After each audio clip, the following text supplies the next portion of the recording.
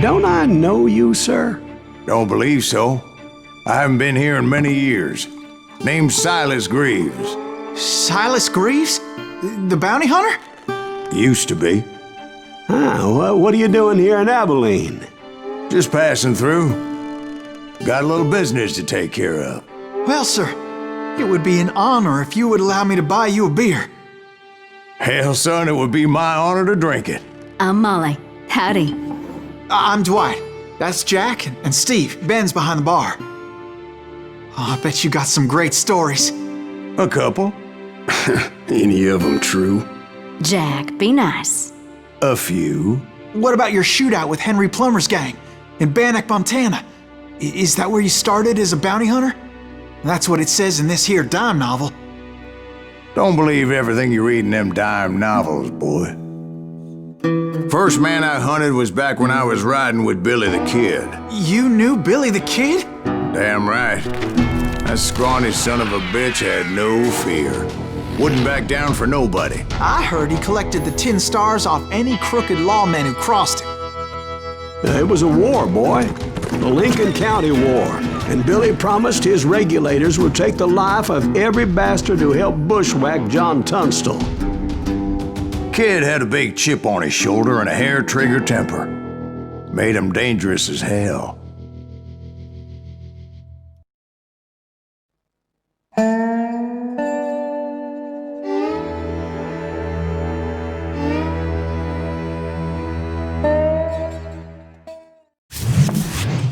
It was about 30 years ago. Billy was hiding out in an abandoned farm near Stinking Springs.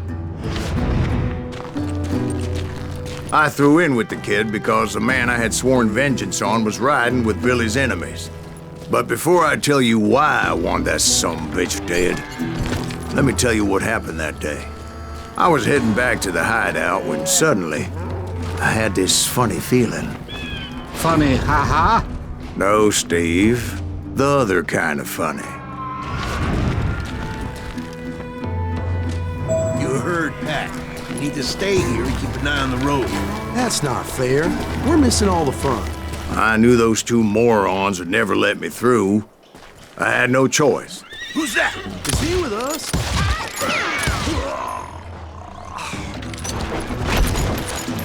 Was it Pat Garrett's posse? Oh, yeah. I heard the shots and I knew I had to move They're fast. coming from the rear! Garrett and his army of deputies had surrounded the entire homestead. I decided to help Billy and the boys out of it. So that's just what I did. As the governor of New Mexico was paying for the kid's apprehension, Garrett was able to hire every gun hand in Lincoln County.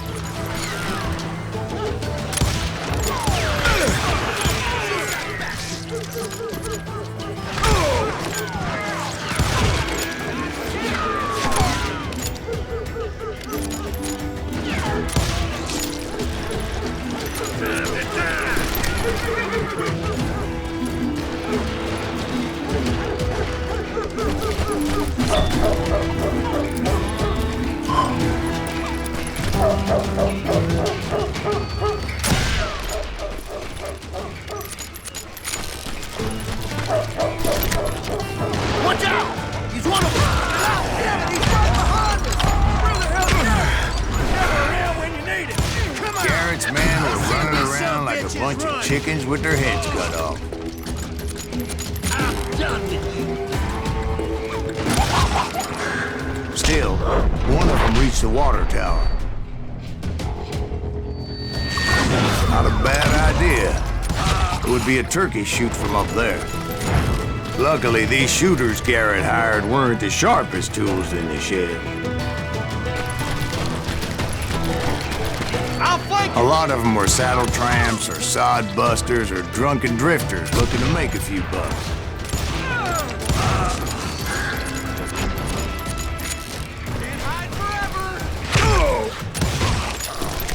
Then, I heard a friendly voice yelling at me from the window. Back door!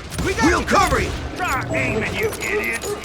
Truth be told, things weren't much better behind the house. I cut their numbers in half. but that just made the ones that were left twice as mad. They made up for their lack of skill with a seemingly endless supply of ammo. It was a bit of a slog, but I finally fought my way around the back of the house. And like that, I was inside, none the worse for wear. I passed Dirty Dave, and upstairs I found Billy and Charlie Bowler. Rat in a trap!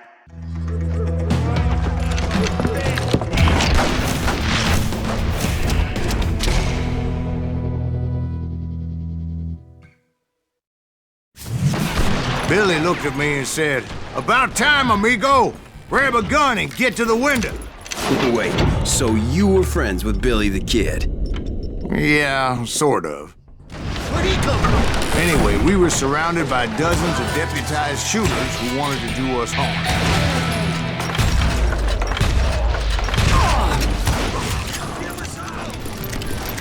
Billy's worth $500. I'm telling you, Garrett's men were dropping like flies, but they just kept on coming. Where the hell, Garrett?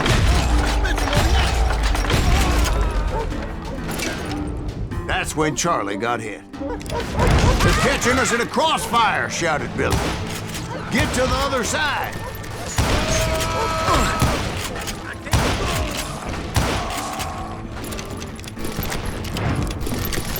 Shoot that bastard!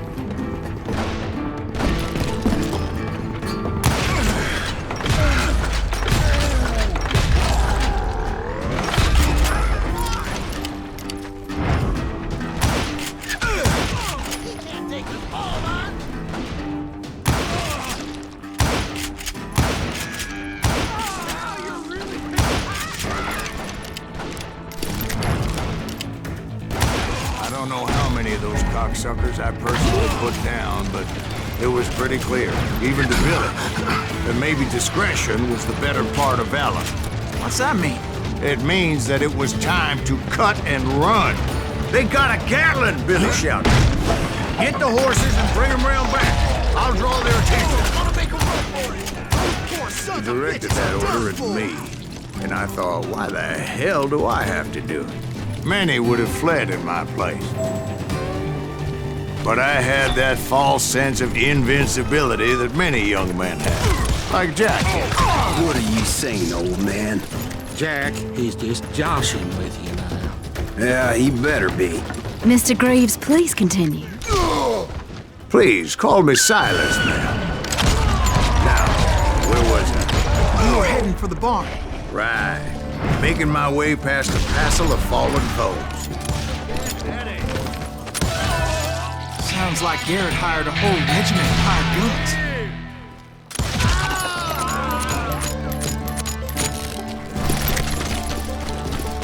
Yeah, and just when I thought I was done with them, more of these hapless bastards would pop up. Finally, I had the stables within my reach.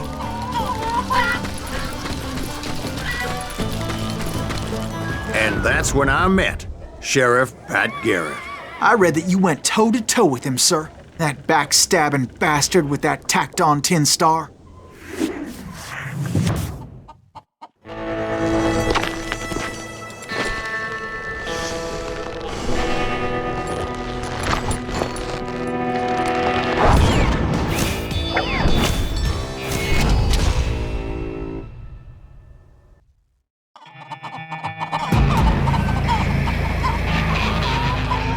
You challenged him to a showdown.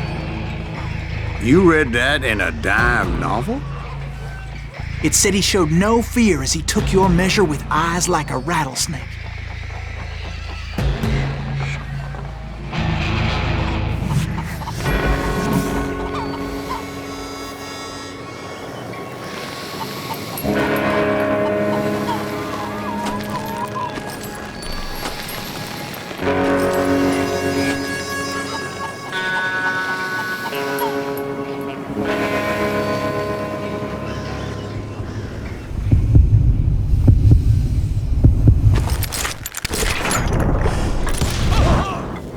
Killed him in a fair fight. Is that what that penny dreadful said? No, boy, that ain't what I meant when I said I met Pat Garrett. So let me start again. I finally reached those damn stables. And stepped inside, and last thing I heard was Garrett's voice. That's not Billy. And go on. How did it end? And, boy, that was just the beginning.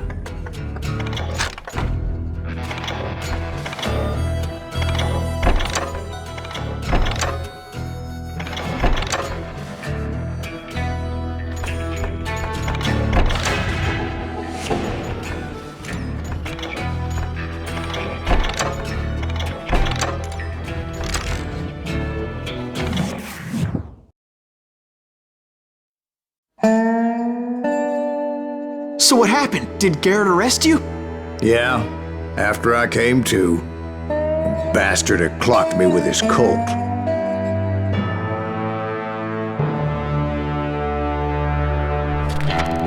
And the kid surrendered? When he realized there was no getting out of there alive. So they locked you up in Lincoln? Indeed they did. Sentenced me to hang right along with the kid.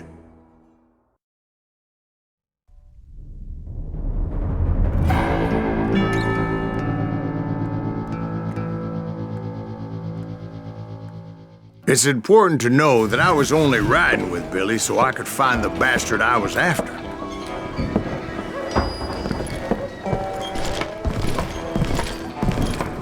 He was with John Kinney's gang, and they were sworn enemies of Billy's regulators. Why were you after him?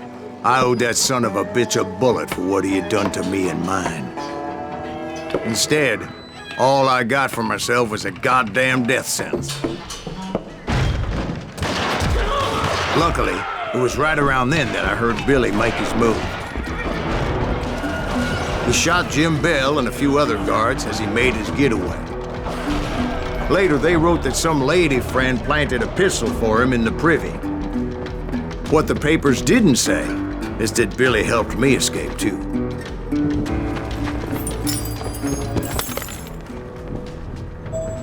My first order of business was finding a firearm.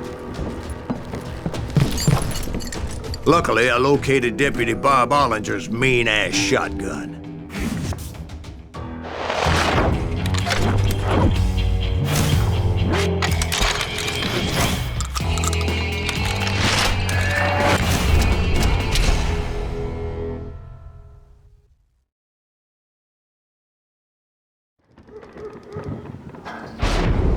I saw Billy through the window, and he yelled that I should take to the rooftops to make my escape. So I did. Anybody see Billy? Hell yeah. That scatter gun was like a double-barreled howitzer. It could blow a man clear off his feet. You hardly had to aim the damn thing. The kids escaped raised a huge ruckus. Guards were everywhere looking for him. Can't let the kid get away! Oh my God! Anybody see him? I had to jump from roof to roof like a damn alley cat. I followed the planks where I could, but some of that wood was slippery as hell. The whole town was up in arms. And suddenly, I was a fugitive. How the hell did the kid escape? So that bastard you were after, what did he do? He did me and my family a grievous harm. But I knew if I was ever going to find him, I would need to get my ever-loving ass out of there. I tried to be stealthy and sneak my way past. You! This town doesn't have a moment's peace. But hell, if they weren't all waiting for me. Apparently, some of them thought I was Billy. You hooligans can go to hell. I'll find He's in town somewhere. See, me and the kid shared a certain similarity in build and color. I was just glad I had Deputy Bob's mean-ass shotgun. Get your headstone! There's children. Damn you! so much lead was whizzing by my head, it was like everyone in Lincoln wanted to put me in the ground. I knew I needed to find a horse. Though I never did have a great fondness for those four-legged grass eaters. Smelly, sweaty, ungrateful beasts. We prize them too high, if you ask me. Damn town's going to hell in a handbasket. But where was the kid while you were busy getting shot at? Gone. And that's when it occurred to me why Billy set me free. Respect for decency? So I could be a hapless decoy and draw attention while he snuck out of town.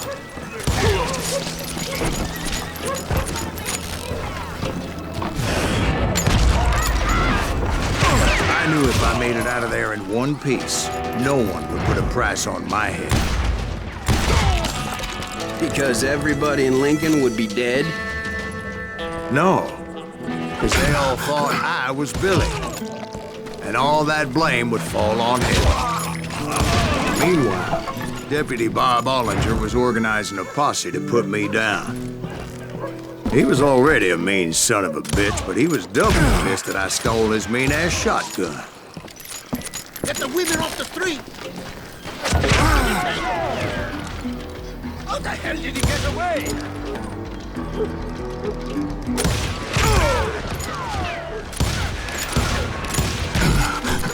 We're gonna be in deep shit when Pat gets back. Leave him be.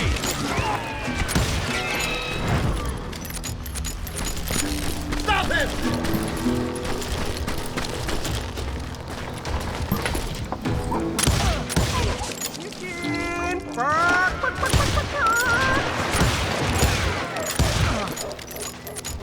Kill him!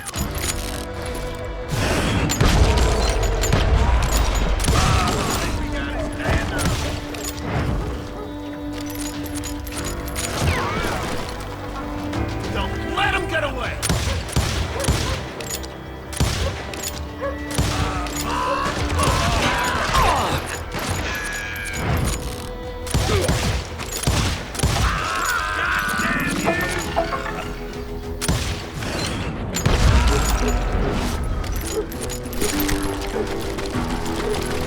Finally, I found what I was looking for. The stables on the edge of town. I guess Billy saved your ass, taking out Bob Ollinger the way he did. Billy didn't kill Bob. Well, sure he did. He dispatched him right after he shot Deputy Bell. No, sir. Because Bob came right up behind me, angry as hell that Billy had lit out. "Hello, Bob," I said. "I think you better let me go." And he says, "I don't think so, boy. Not with my shotgun." So we stood there in the middle of the street, eyeball to eyeball. He intended to kill me, and I knew I had no choice but to defend myself.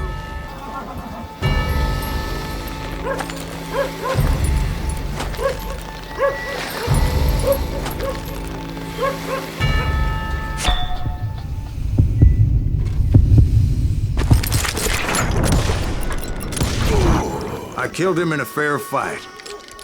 Everybody saw I had no damn choice. Well, Lincoln got a mite depopulated that day. Pat Garrett gunned down Billy 3 months later, so his escape was all for naught anyway.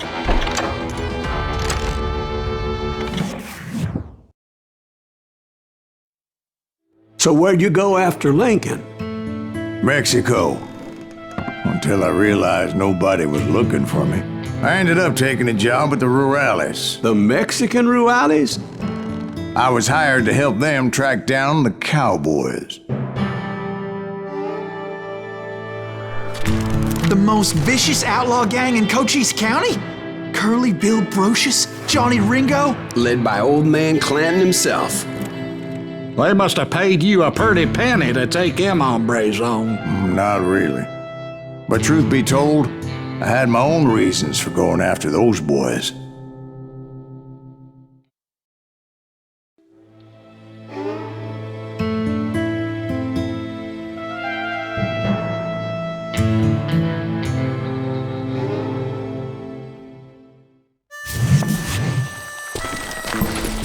So was the bastard you were after now riding with the cowboys?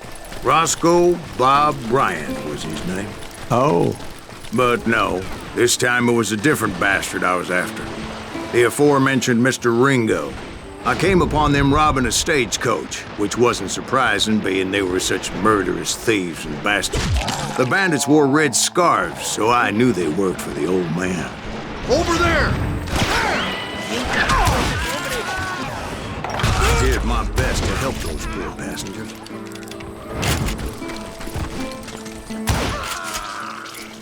Moments later, the attackers were dead, and I checked the stagecoach to see how many passengers were still breathing. None. It was then I wondered if the rocks weren't hiding more bandits. Was that all of them? Or did I just hit the rear guard? I quickly got my answer. They attacked from on high like Apaches often did.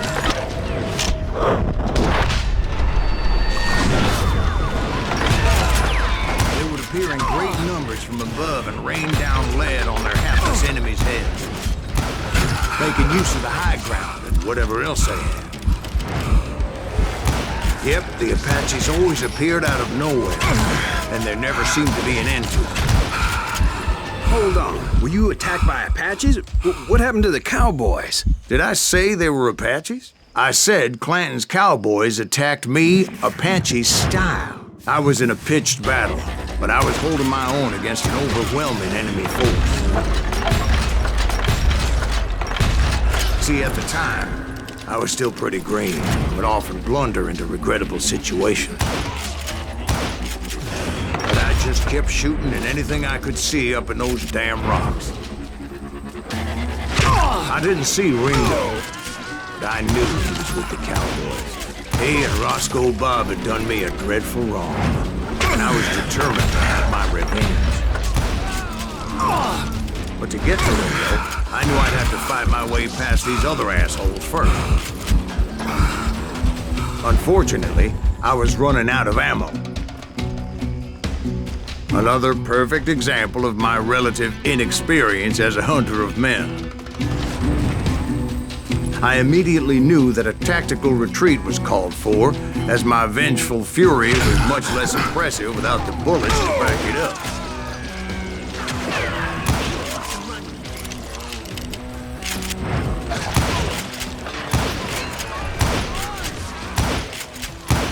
Finally, they managed to corner me. Trapped as I was, the odds of my survival seemed pretty slim.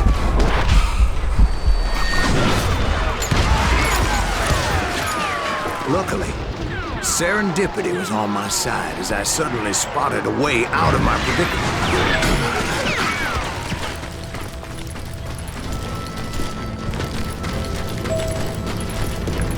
I ran ahead as if the devil himself was after me. Bullets were whizzing by my ears, but I wasn't about to roll over and die. I just kept running like there was no tomorrow. Because there wouldn't be if Clanton and his men caught up with me. As I was scurrying around those caves, I thought, what was I thinking? Going up against a gang like this?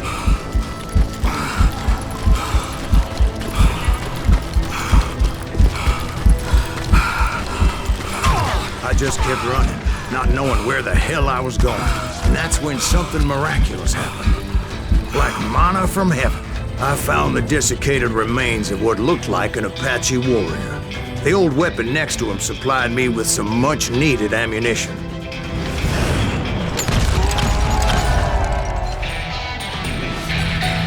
Bat Masterson once told me it was more important to be lucky than good, and he would know. And imagine my surprise when I found a fistful of dynamite to go along with that ammo. That stroke of good fortune evened the odds and bolstered my confidence. It was time to turn the tables. Time for the prey to become the predator. Time for the hunted to become the hunter. Time. All right, Jesus, we get it. They were right where you wanted them. That's right, Jack. I was done running. And the old man's boys were not expecting that. No, sir. I came at them like a wildcat. My fury knew no bounds. It was finally time for that old man to pay for his sins.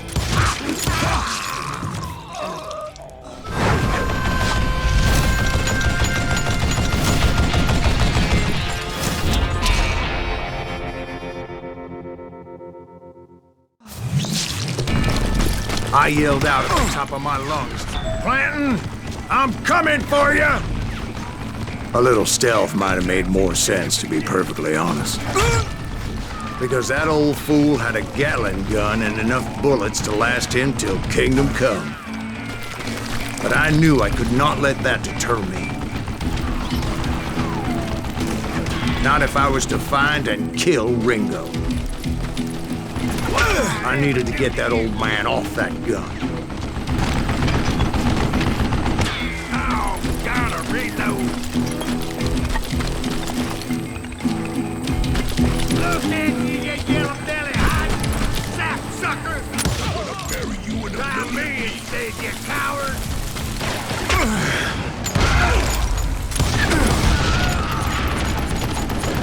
I don't know how you lived this long. Most everyone thought it was the Ruales who had come up against him in Guadalupe Canyon, but it was just me.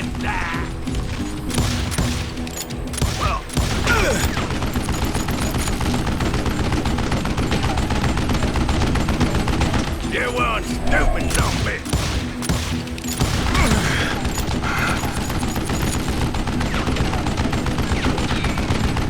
What a piece of...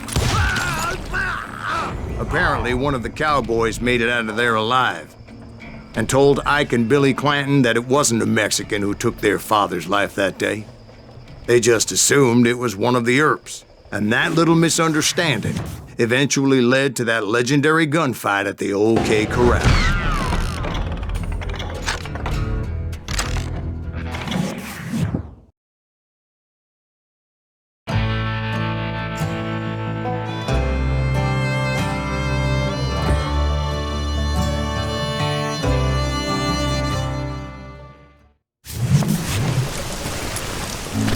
A few weeks after that dust-up at the OK Corral, I was still after Johnny Ringo. So, what exactly did Johnny Ringo do to piss you off? Well, him and that other bastard. Roscoe Bob Bryant? Yep. They both deserve to die, and I promise I'll tell you why.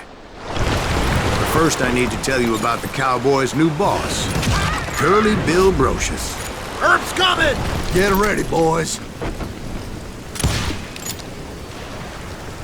Put some hop! Curly Bill took charge of the Cowboys upon the old man's demise. And after that gunfight at the OK Corral, the Clantons wanted revenge.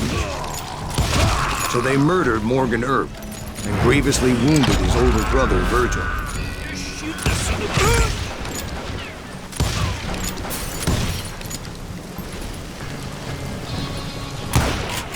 Wyatt and Doc went on what became known as the Vendetta Ride, hunting those outlaws down. So when I showed up, that's who they thought I was.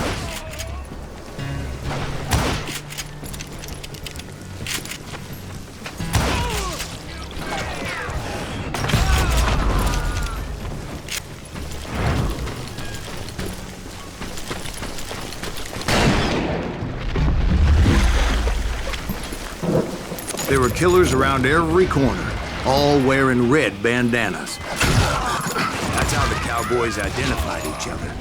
And I was beginning to wish I had one myself. But I wasn't about to let Ringo walk away unscathed. And that's what moved me forward.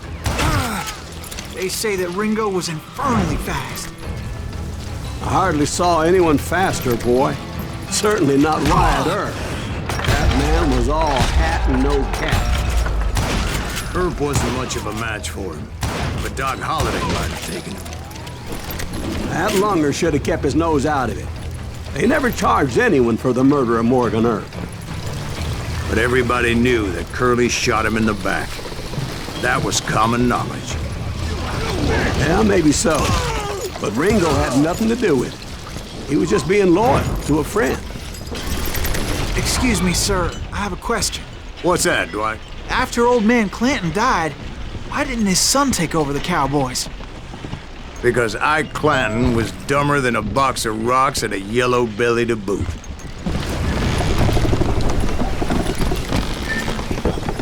Now, where was I?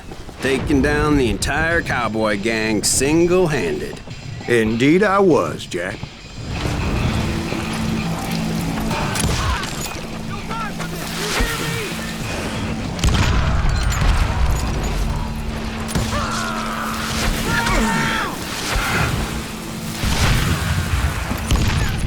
Though it wasn't easy, as those boys had good cover.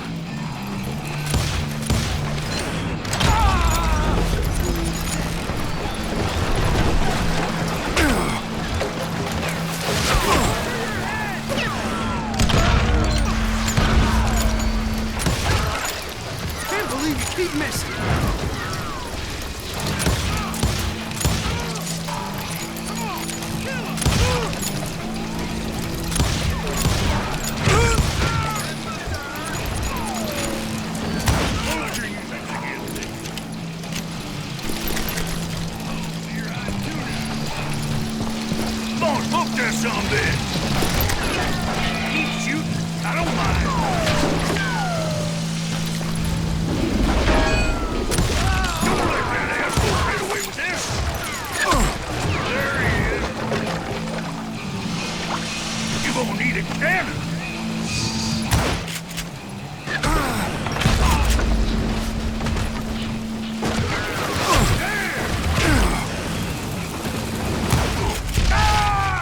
Carts everywhere, piles of lumber, and God knows what else for people to hide behind. That really was one hell of a sawmill. Quite an impressive operation.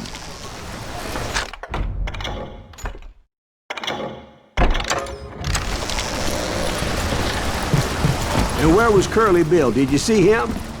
I'm about to get to that, Ben. Patience. I'm painting a picture here.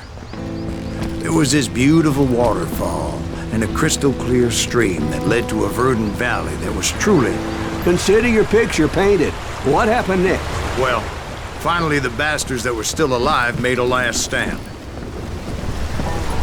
Curly Bill, Johnny Ringo, and his compadres took off into the lumber yard, and I followed after.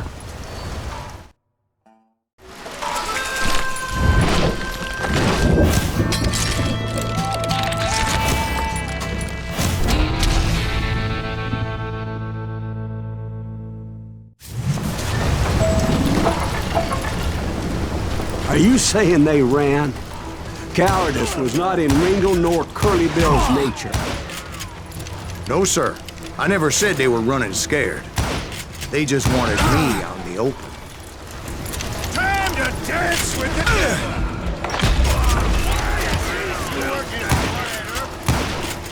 Did that sumbitch Earth send you to kill me?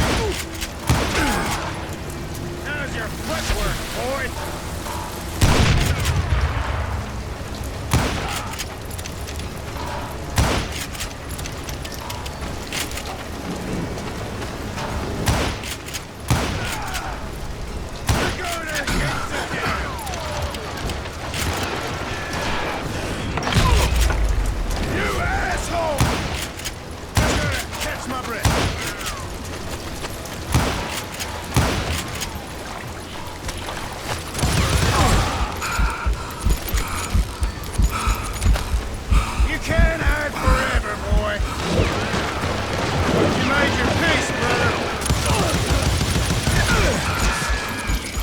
Brocious gave me no choice but to take his life. But Ringo was nowhere to be found. I knew you didn't kill Ringo, because he was found dead in a different location altogether. To this day, his killer is still unknown. Indeed. Took me a few months before I finally tracked his ass to West Turkey Creek Canyon.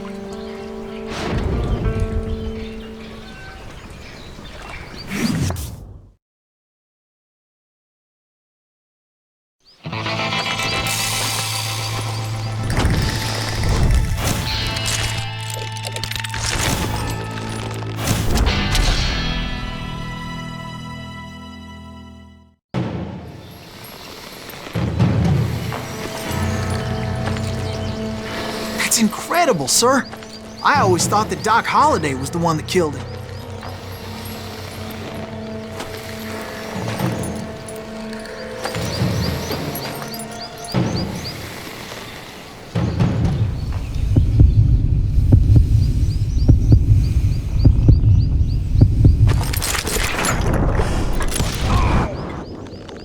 Sorry I had to ruin the legend for you, boy. But the legend ain't always true. Doc Holliday had nothing to do with the death of Johnny Ringo. I was paid a healthy bounty for Ringo and Curly Bill, and realized there was real money to be made. That's why I went after Henry Plummer.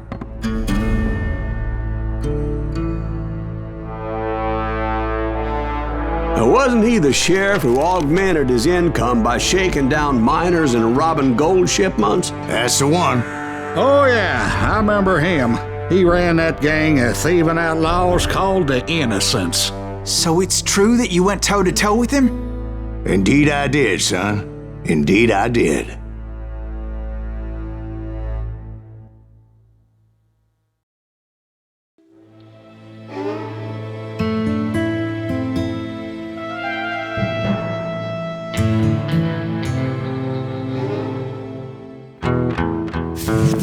I knew I needed resources if I was going to track down Roscoe Bob Bryant, and hunting Plummer looked like a good way to get rich quick. As the local vigilantes exposed him as the leader of the bandits, and put a generous price on his head. Plummer rallied his gang to plunder one last gold mine before making their escape, and that's where I thought I'd find him. It makes me nervous standing so close to all. As my late father pointed out to me more than once, God made men, but Samuel Colt made them equal.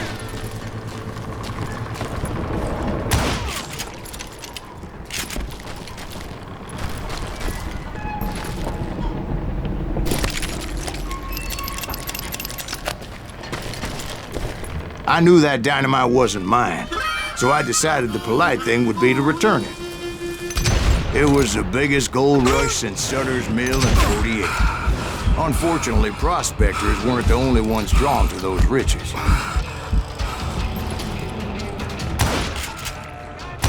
There were thieves and killers, robbing travelers and hijacking gold shipments.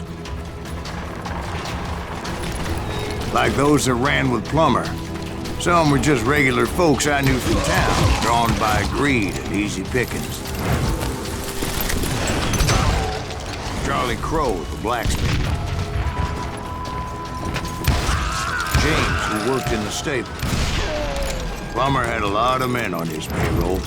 A hell of a lot. That son of a bitch pretended to protect the public with one hand while stealing them blind with the other. Of course, the rest were veterans of the Civil War. Stone-cold killers trained on the bloody fields of Shiloh and Antietam. He set up a defensive perimeter which I had no idea how to breach. Dangerous, desperate individual. I was outnumbered and in way over my head, but I was too damn stubborn and stupid to realize it. They must have thought I was touched. I thought I was some kind of hero.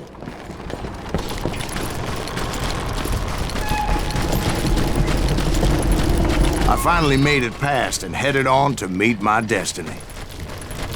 But first, I had something I needed to figure out.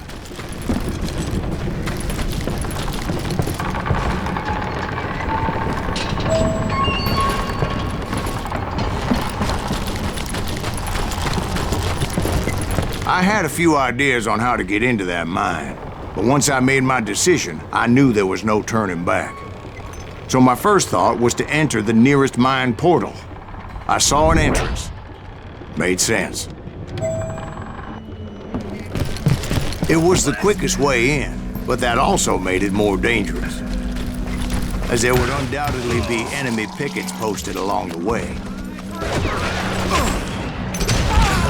Besides, once you enter a mine like that, it's easy to get all turned around. And that confusing maze of corridors wouldn't even be the worst of it. Some of those shafts could be as deep as hell. A single stumble or misstep can easily end in a deadly plunge to oblivion. Leave him to me. Time to blow your shit up.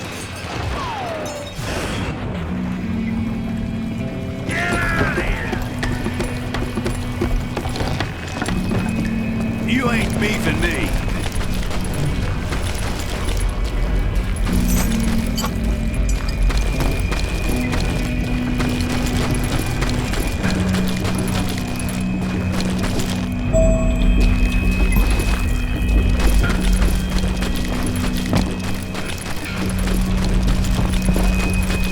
Drop you down a mine shaft.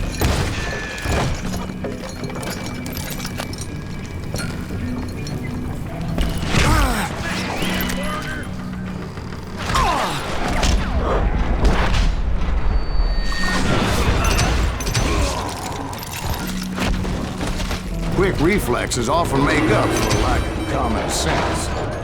Luckily, I was never one to be easily bushwhacked. I would just need to be careful not to blow myself to kingdom come. With all that gunpowder and dynamite everywhere, a body has to know what he's shooting at. One wrong bullet could have turned that mine into a dad-blasted tube.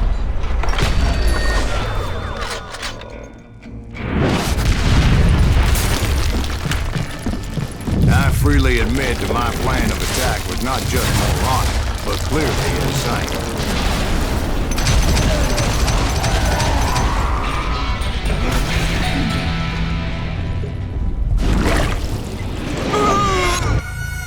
It's a good thing that I abandoned that ridiculous plan before I even tried it.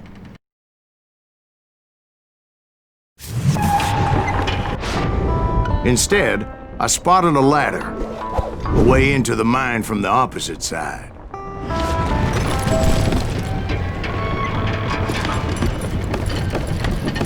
It was a long way around, but that approach seemed more sensible at the time.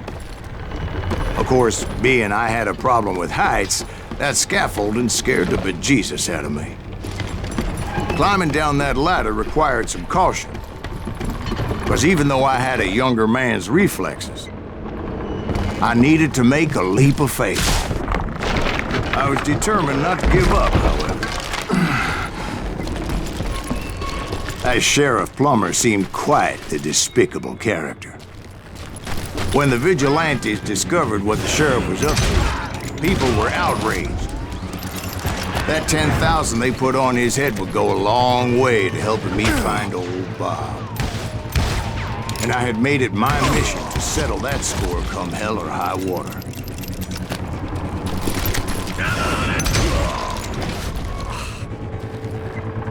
But first, I would have to make a choice. Take the elevator or climb the ladder.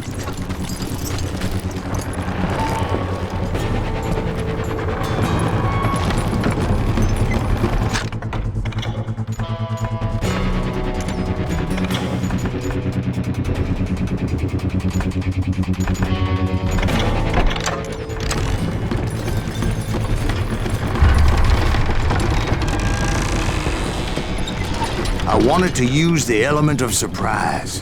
Plus, I figured I could use the exercise. I was warmed up already, so what the hell?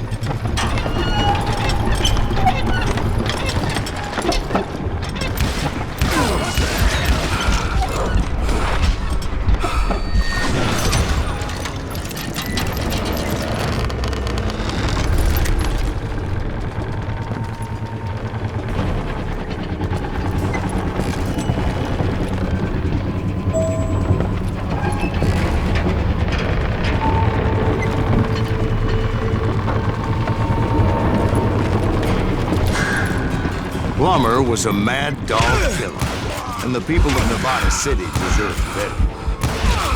Nevada City? Well, I thought Plummer met his maker in Bannock, Montana. Right, well, he was the sheriff of both places at one time or another, but that's neither here nor there. The point was, taking him down would save a lot of lives, including my own.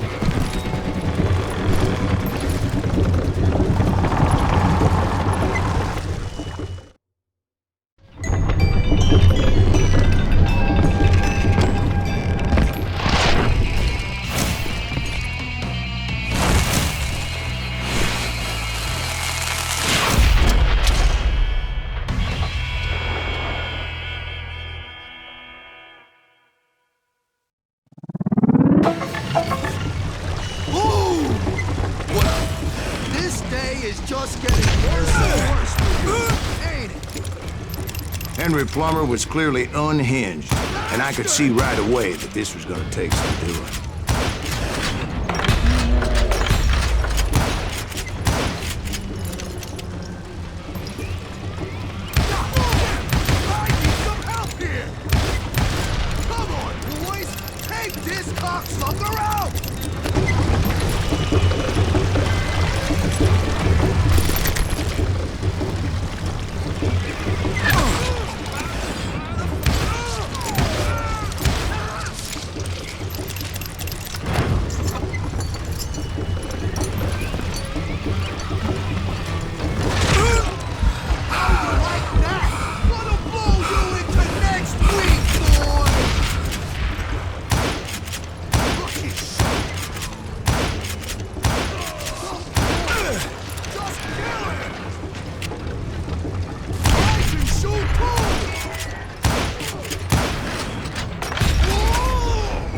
So that's how Henry Plummer died.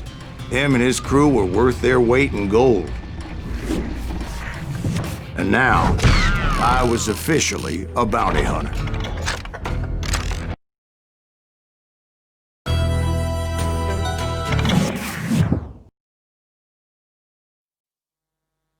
So, did you finally go after that Bob feller? Well, I heard word he was in Kansas with John Wesley Hardin. So that's where I went. Where in Kansas?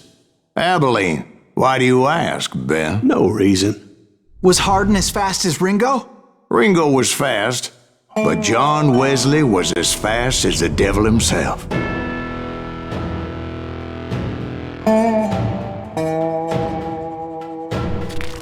Hell, he killed his first man at 15. From that day forward, he had a price on his head and wouldn't back down for nobody, not even Wild Bill Hickok himself.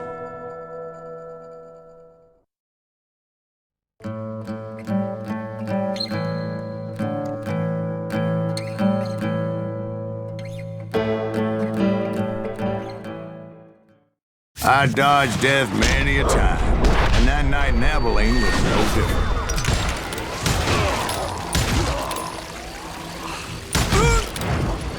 I was there with the intention of finding that bastard Bob and collecting the bounty on John Wesley.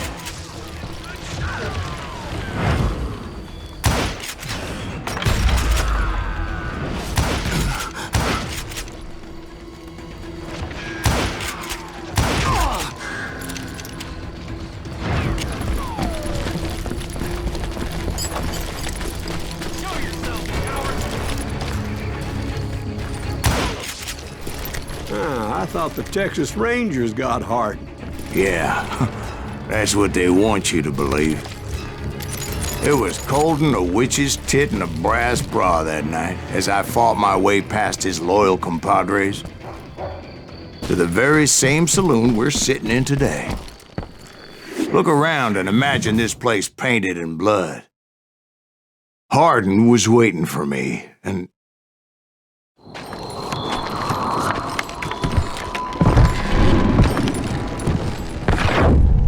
wait, I'm jumping the gun here. Let me back up and give you some background on this sumbitch. He deserves that much. Don't you think so, Ben? John Wesley Hardin was a killer. By the end, he confessed to taking the lives of 42 men. He was a bona fide folk hero by then, and had amassed a gang of armed miscreants and other assorted thugs. He and his men set up camp outside of town, and I was hoping Bob was among them.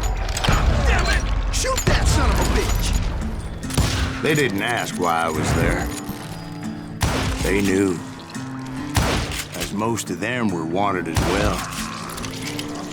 I had to spill a lot of blood to find out Hardin wasn't in that camp. He was carousing in town with his closest friends. Hardin's boys apparently didn't want me to reach the Bull's Head. Some were hightailing it into town to inform their Jefe of my unwelcomed presence. Stop that sumbitch! Let the boys know we got another law dog.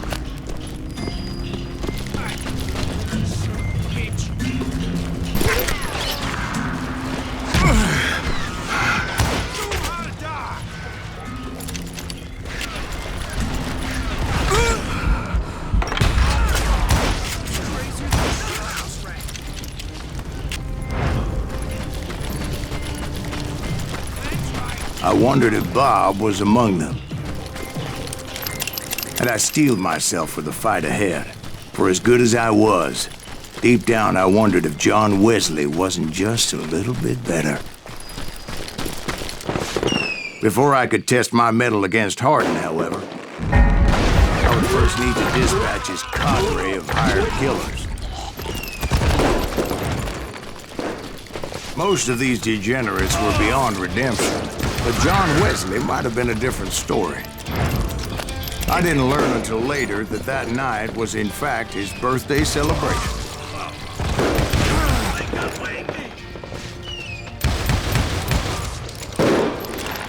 Watch where you're shooting.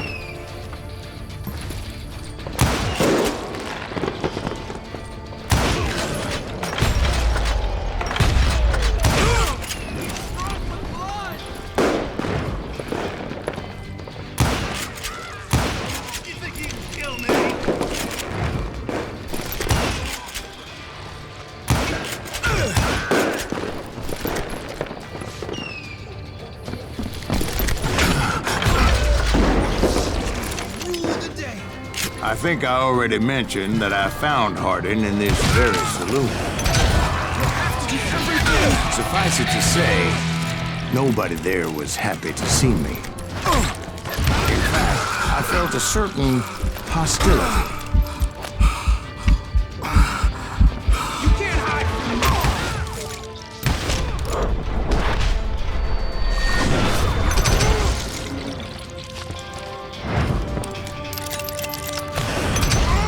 I was disappointed that neither Bob nor John Wesley were among the dead. But that was short-lived, as a moment later I was facing down the fastest gun in the West.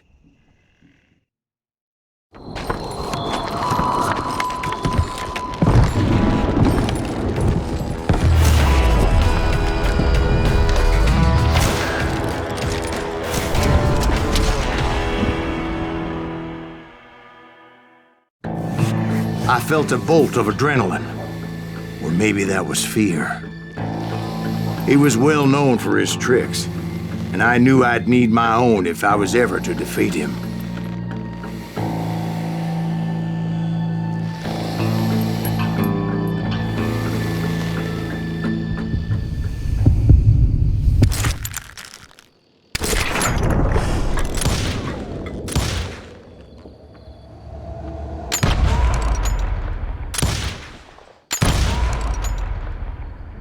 That man was faster than greased lightning. But being inebriated as he was, he didn't count his shots. And now, he was at my mercy. So he didn't die? No, I sent him to prison. Years later, after he was free, some restless avenger took his life. Shot him in the back in a saloon just like this one. Anybody up for another beer? Ben?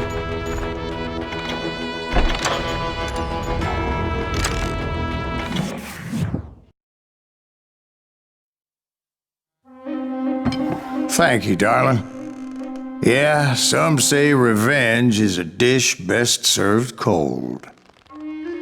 So whatever happened to that Bob guy you were after? Personally, I'd like to hear some of your other adventures. Like, I don't know, did you ever go toe-to-toe with a red man?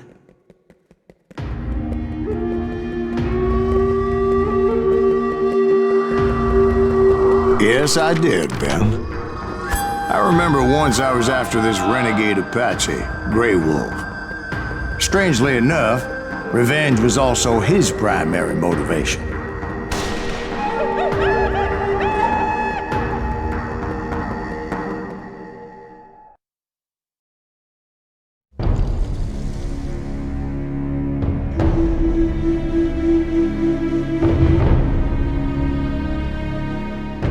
A bounty was put on Grey Wolf's head, and that's how I came to hunt him in the mountains.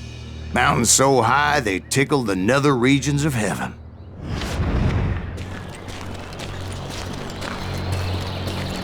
Grey Wolf was a Chiricahua Apache medicine man who had led a war party in revenge for a massacre against his people. The U.S. Army had attacked his tribe during his daughter's sacred sunrise ceremony, and the slaughter was unspeakable. I understood his anger, as there's nothing more traumatic than seeing those you love die in a cruel and painful death. Right from the beginning, I couldn't shake the feeling that Grey Wolf was watching my every move. He led a band of young Apache warriors who wanted retribution and were more than willing to die for him.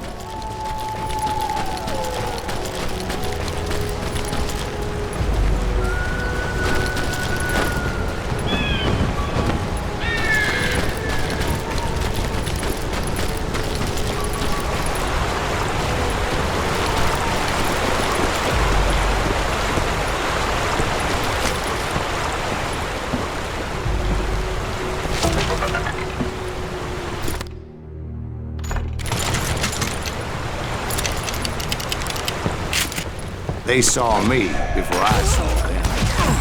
And it crossed my mind that maybe this wasn't such a good idea.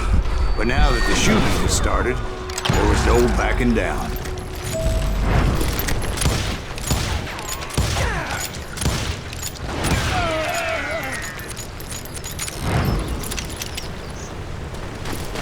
It was rugged country, the winter home of the Chiricahuas, and that's why they had retreated there.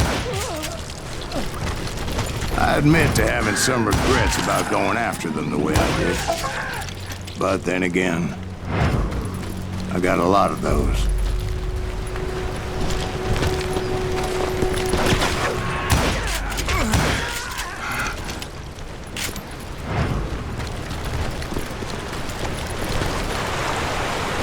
Did you find Grey Wolf? Not at that moment, but I did find the entrance to their hideout.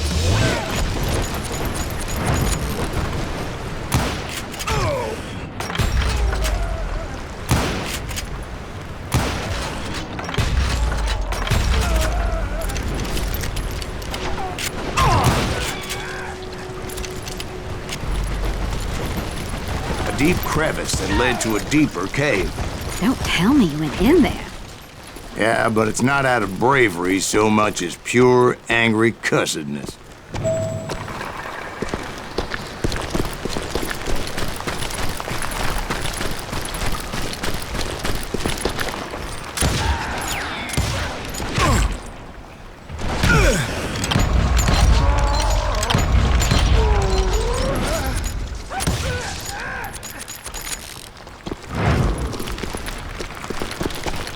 See, back then, I had a stubborn streak a mile wide, and I wasn't about to back down. So it was like pitch black in there? Actually, it was pretty well lit, as they had torches on the walls.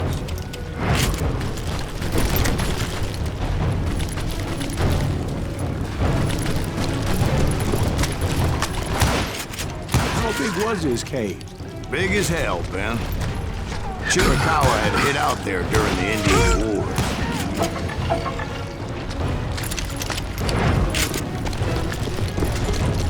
They thought it was haunted with the ghosts of those murdered by the horse soldiers.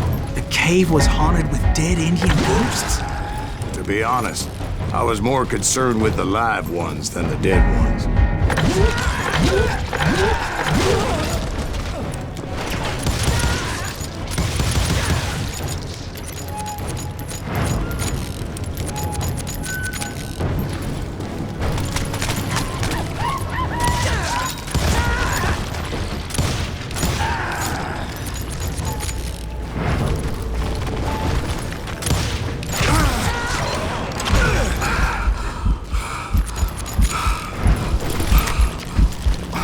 come you know so much about engines? A few years back, I was married to 2 Mescalero women. At the same time? Yeah, they were sisters. Polygyny is traditional among the Mescalero. So what happened? Oh, I had to get out of there. Those girls never shut up. I came upon this flooded grotto, and that's when I saw him. He came to me unarmed and unafraid. His voice echoed in the shadows. And I sensed he meant me no harm. You carry great darkness in your heart, and if you do not release it, it will claim your soul. The sound of his voice put some kind of ancient Indian spell on me. As his story unfolded in my mind, You will come to this place again and kill many more men, and the darkness will grow until it consumes everything that you are. The soul would have no rainbow after I had your tears. he said I was a great warrior, a coyote man, unequaled by any other pale-faced warrior, or something like that.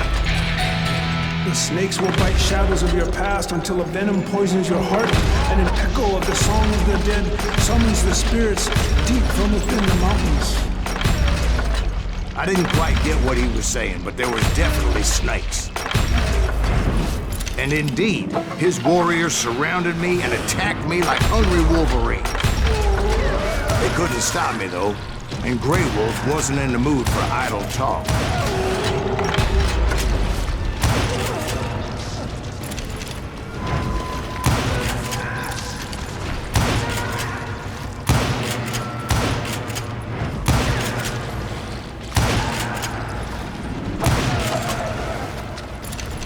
I swear I couldn't see any way out of this trap.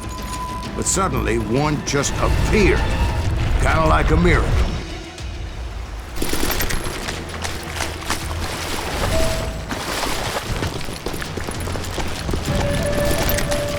I felt like I would be lost in that damn cave forever.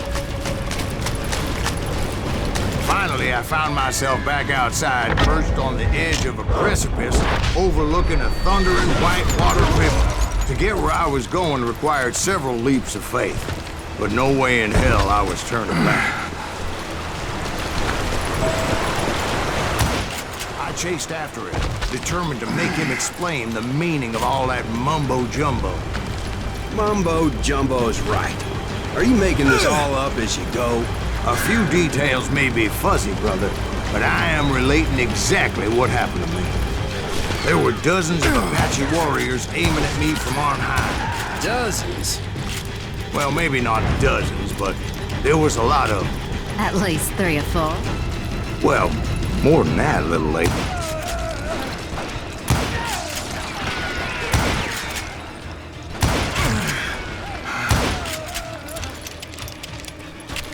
A steep climb up creek ahead of me and scrambled up those rocks like a mountain goat.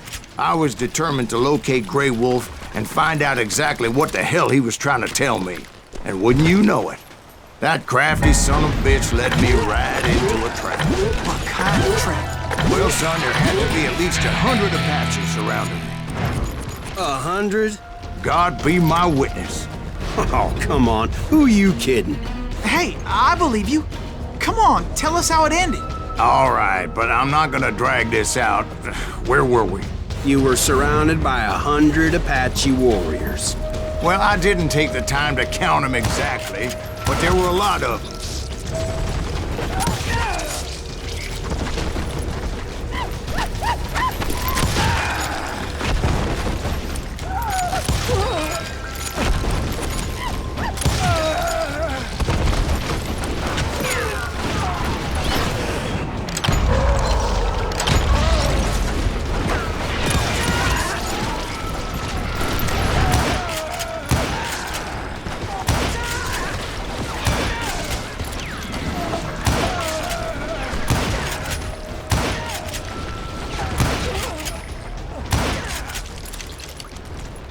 And in the end, a path appeared before me that I had not seen before. I followed it as I desperately needed to find out what Grey Wolf was trying to tell me. but it was like that son of a bitch disappeared into thin air.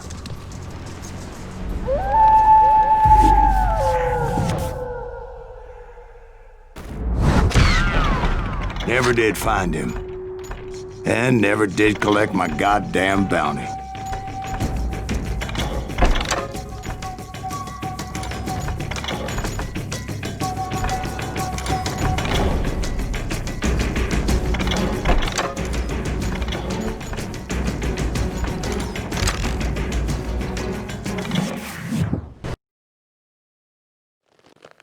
Thank you, darling.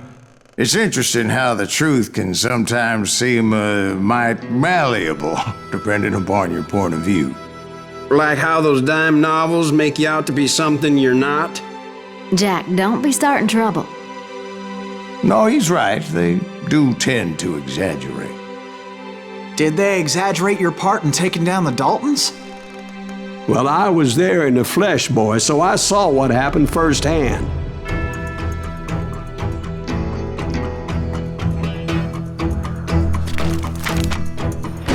Those Daltons were lawmen once, before they all went bad, robbing banks and trains clear across the territory. Until Coffeeville, of course. I was one of the citizens who took up arms that day. Fighting on the side of right? I did my best, sir. We all did.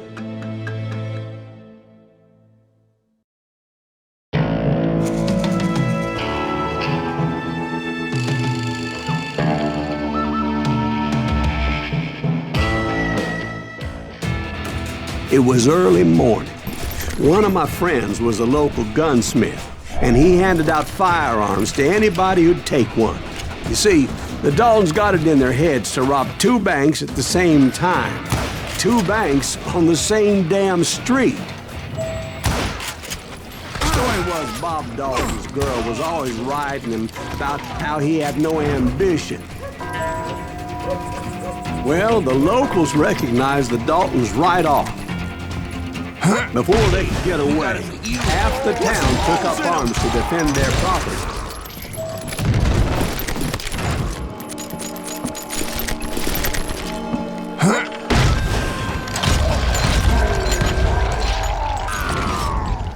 The brothers paid dearly for their stupidity, but everybody knows they had it coming. There's more to it than that. I read all about that day, so I know for a fact that it went down very differently. First of all, it was high noon. A posse of U.S. deputy marshals were on the rooftop across the street. Get ready, boys. They're gonna make a move. The lawmen had been tracking the Daltons for months. Now they finally had them dead to rights. Among them was a bounty hunter feared by many a lawbreaker.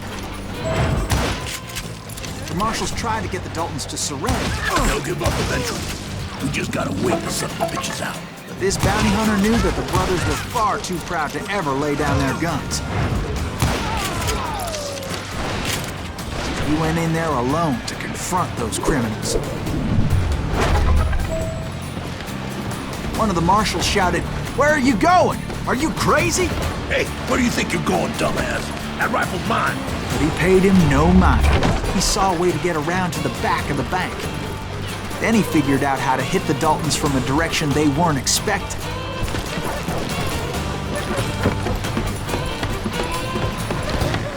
A moment later, he was climbing up a steep ladder, laughing at danger as he did.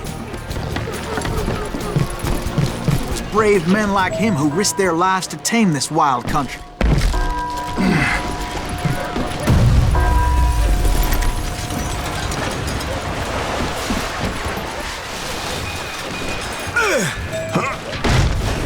We've got company.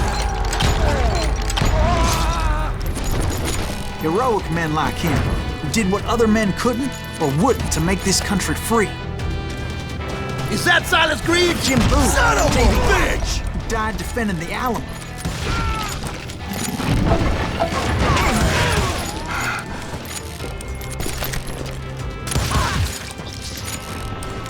I delivered, son of a bitch.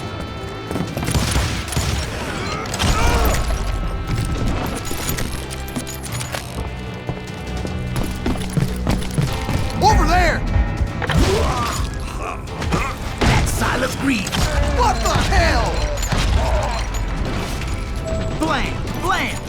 came away victorious, taking down those thieving Daltons. His name was Silas Greaves, and when the dust finally settled, he was the last man standing. Sorry, kid, but that just wasn't the way it happened.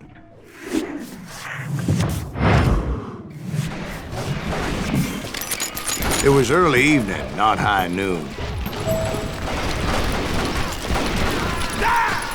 The Daltons blew up a safe, and were all set to hightail it out of there. Those pathetic deputies surrounding the bank were dropping like flies.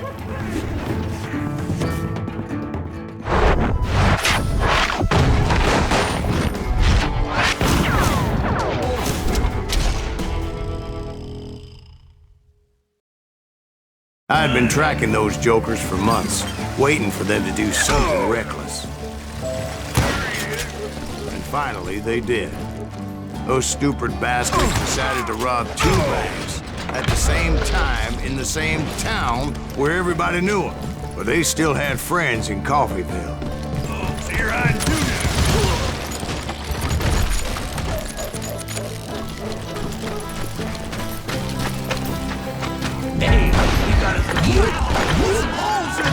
Those friends came after me like a pack of wild dogs, tooth and nail. They were coming at me from all directions. I caught sight of the Daltons running with the money and didn't want to lose them. Problem was, they knew the town better than I did. To top it off, I found myself in the middle of another shootout entirely. Did the Daltons hole up in somebody's house? No, it was the Smiths, I believe. They were cousins of the Daltons, and they were shooting at the Browns, who were shooting at the Daltons, which wasn't any surprise, because those 2 families have been feuding forever. And since the Joneses are related to the Browns, they shot at the Smiths, pissing off the Heimhoffers, whose daughter recently married a Smith. Well, bullets were flying every which way as all the old feuds in Kansas caught fire all at once. There was a hell of a lot of pissed off people in Coffeyville that day. But that's just the way life is sometimes. Shit happens.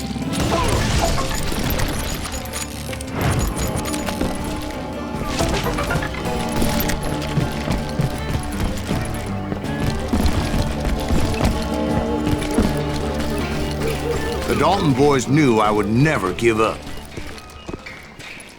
Those Daltons weren't the sharpest knives in the drawer, but they always stood together. They set a trap to slow me down and allow at least 2 of them to escape. The 3rd brother stayed behind to plant me, just in case that trap of theirs didn't work.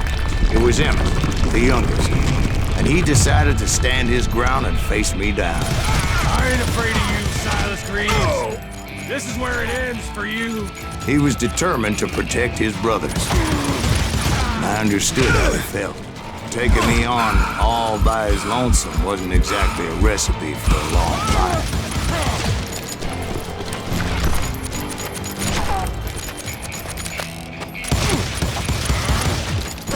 Messed with the wrong damn Dalton.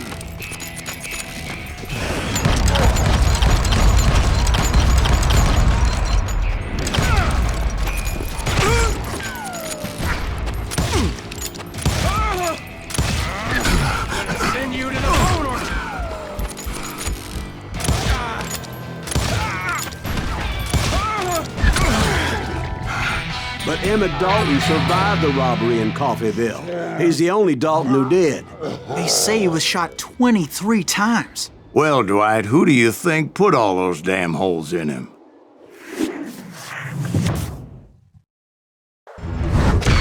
But I have to admit, that boy had grit.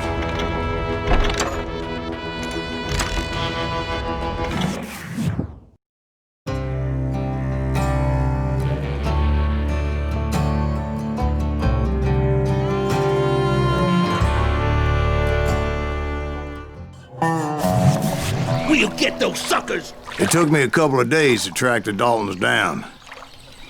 They can't get away with this! And in that time, a whole posse of local vigilantes offered to lend a hand.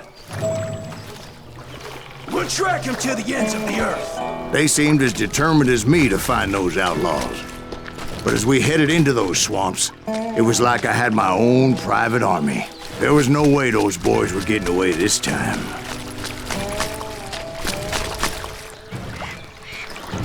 It was early fall, right? Beautiful time of year. At least you had the weather on your side. Not by my recollection. It was damp and foggy as hell.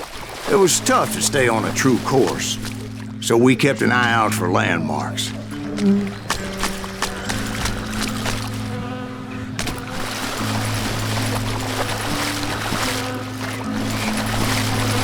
It was autumn. The maple trees were in full color, red as blood.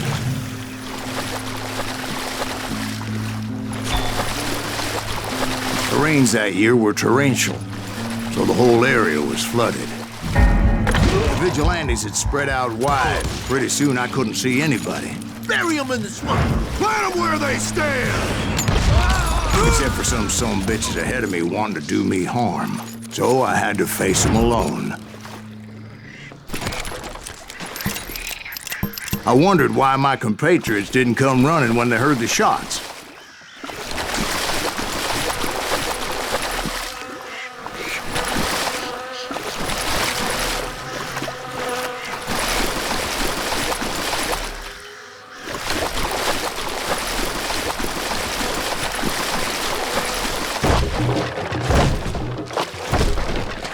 So did you find the Daltons?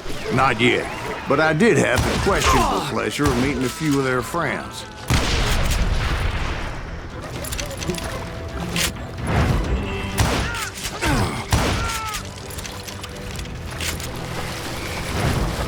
The boys had established quite a reputation by that time, so they attracted all manner of riffraff to their cause.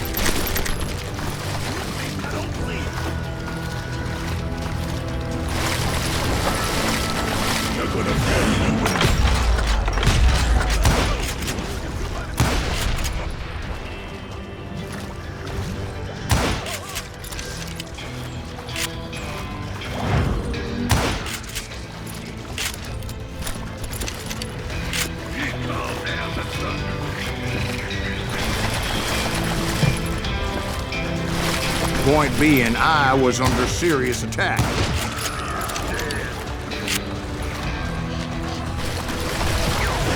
And my reinforcements was nowhere to be seen. Bury them in the swamp.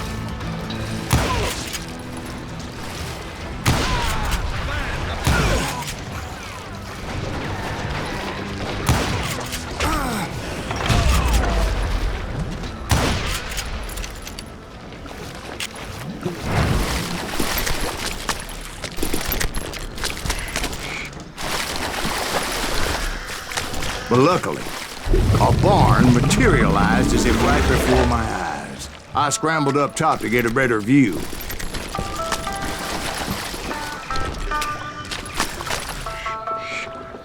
But just ended up falling inside. So, how did you get out? The barn doors was open. About right then, I saw some suspicious characters running for the bushes. Of course, I followed them. But that goddamn swamp was like a goddamn maze, and pretty soon I had no goddamn idea where I was. Steve? So I just started walking, and pretty soon Steve? Steve! Huh? Oh, no, I'm listening. Indians surrounded me from all sides.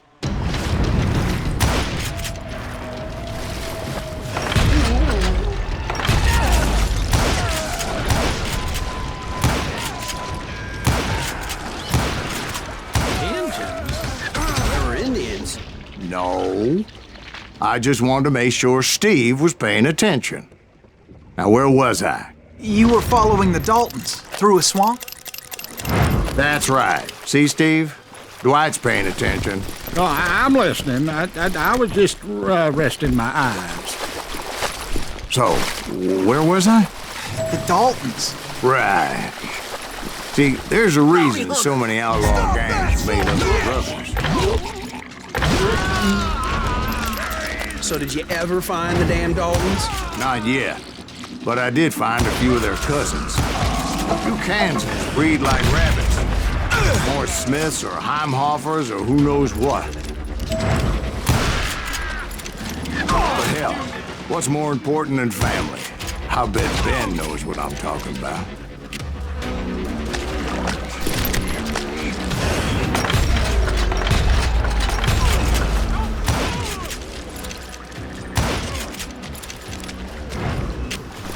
Somebody kill that sumbitch!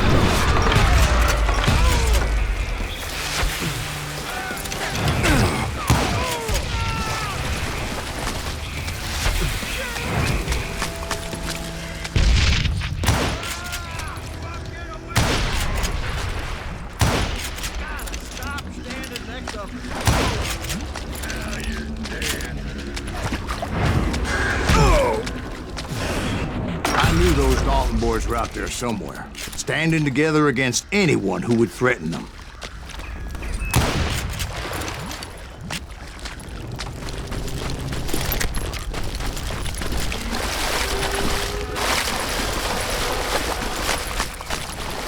And that's when I saw it. A goddamn steamboat. A steamboat went in a swamp? Yeah, Steve, but this wasn't much more than a wreck, really. But how'd a damn steamboat end up in the swamps? Guess it floated off during the flood of '89. Now, was it a stern-wheeler or a side-wheeler? What? Does that really make a difference, Steve? It was a steamboat with a goddamn army on board. It was then that a fusillade of bullets come raining down from our guns, and those vigilantes who accompanied me weren't anywhere to be found. But among those men that were shooting at me, I thought I saw some familiar faces.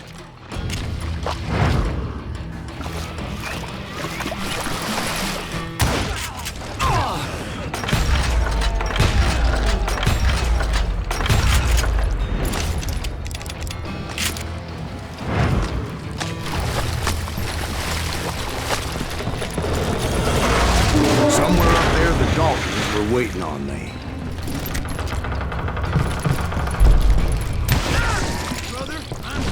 You paid for that! Sounds like you don't give up too easy. That's the kind of man I am, Ben. I set out to do something. I do it. Surrender just ain't in my nature. Plus, I'm stubborn as hell.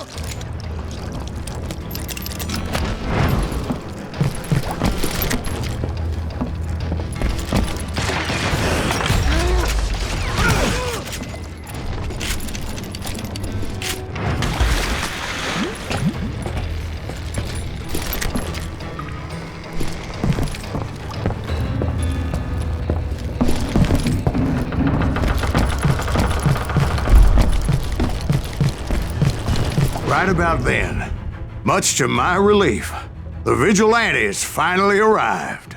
Their leader motioned at a cabin in the middle of the top deck, pointing me directly at the Daltons. I finally had them, after months of dogged pursuit. But it turned out that they had me. Take him out! I'm sending you to hell!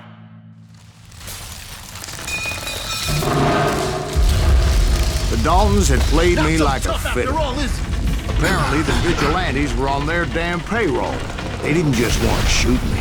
They wanted to burn me alive.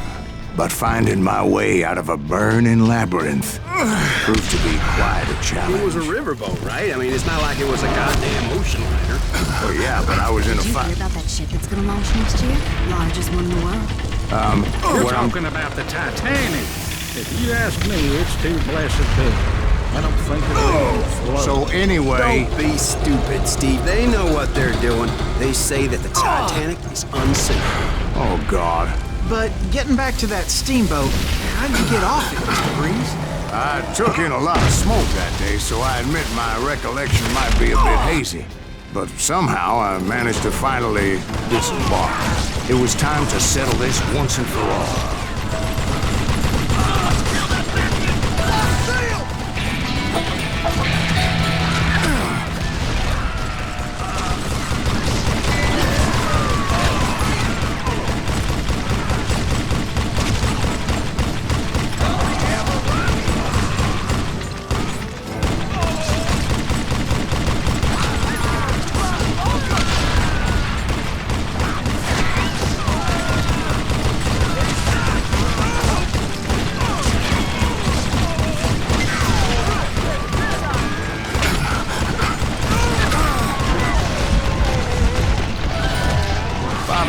Weren't about to come at me one at a time. They were in this together. Two brothers side by side, determined to take me down. Confident that this time the odds were on their side.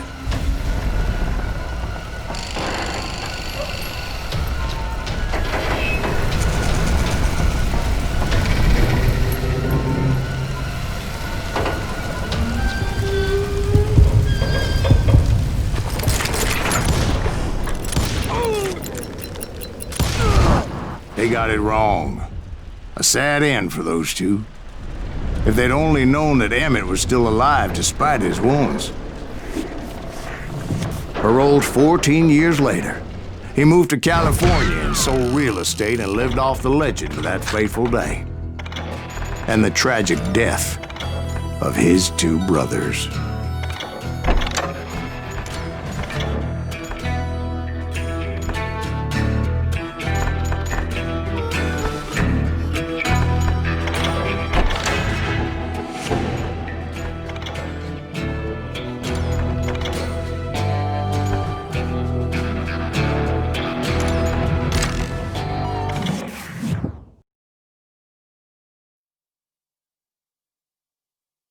My own brothers died tragically as well, truth be told.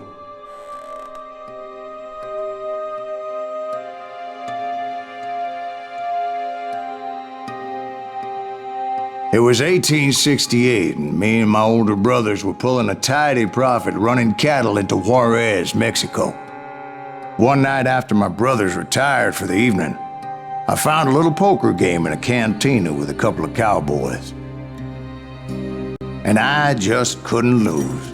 I even won an old Spanish coin that had to be 100 years old.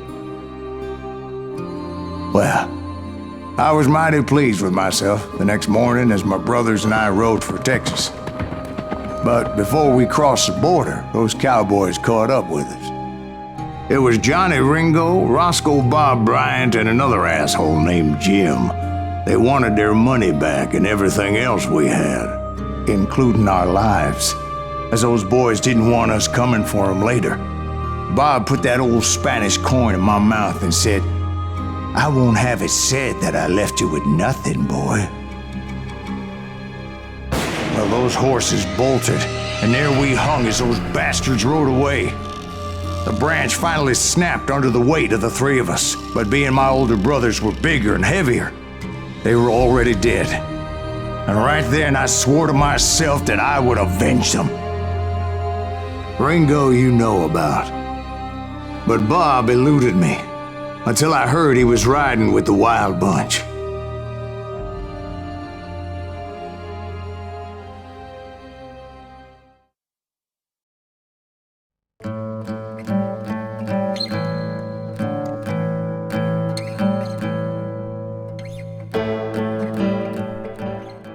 I'd been on their trail for months, ever since they left their hideout in the Bighorn Mountains.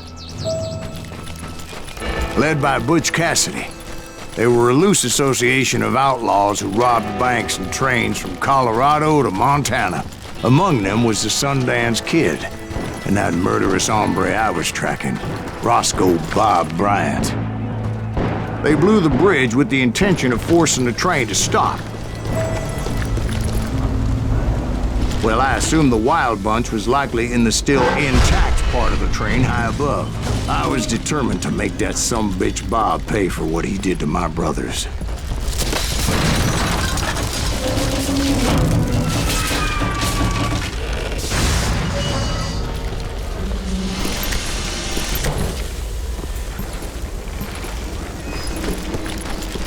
My ears are still ringing from blowing up that bridge. What'd you say? Well, I made my way off unscathed and came upon a few members of the gang and had no choice but to dispatch them. From there, I had to negotiate an even more precarious route.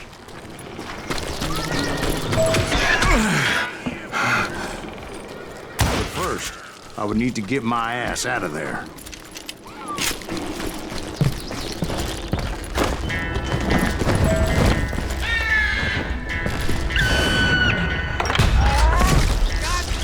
Jumped from the frying pan into the fire as the train was clearly fixing to fall.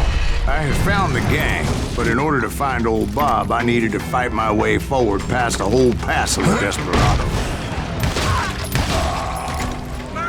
Outside, inside, any way I could, I made my way towards my prey. That's right. Well, what about the passengers? It was mostly a freight train, as I recall. There were no passengers aboard that day.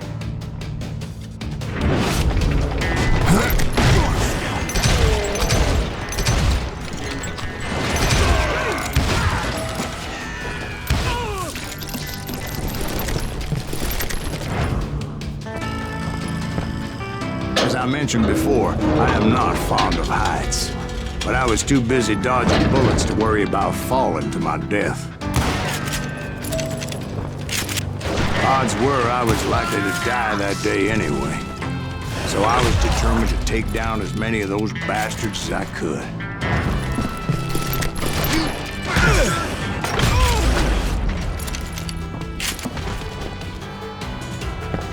You ain't seen them. At times, it was like shooting ducks in a shooting gallery. The only difference is these damn ducks shot back.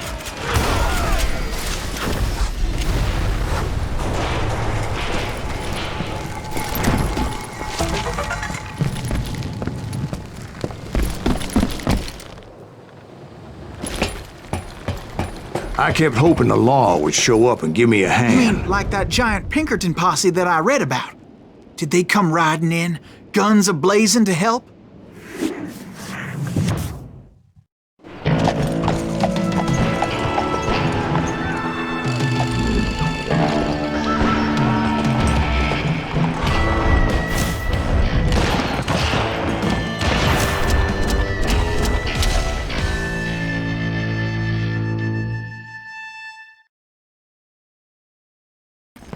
Help? From the Pinkertons? No, son. I had to fight the Wild Bunch all by my lonesome, as usual. Who the hell is that?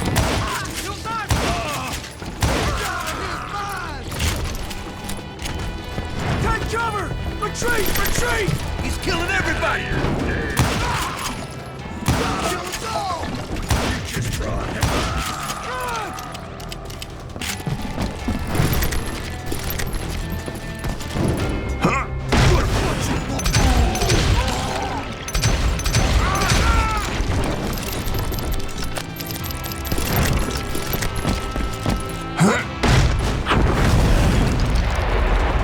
My guess is those dime novels didn't portray this as it happened, did they?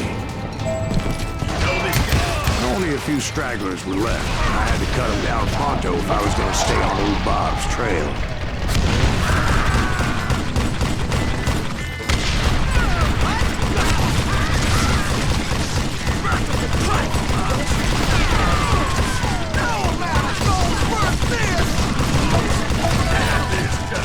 If you want to live!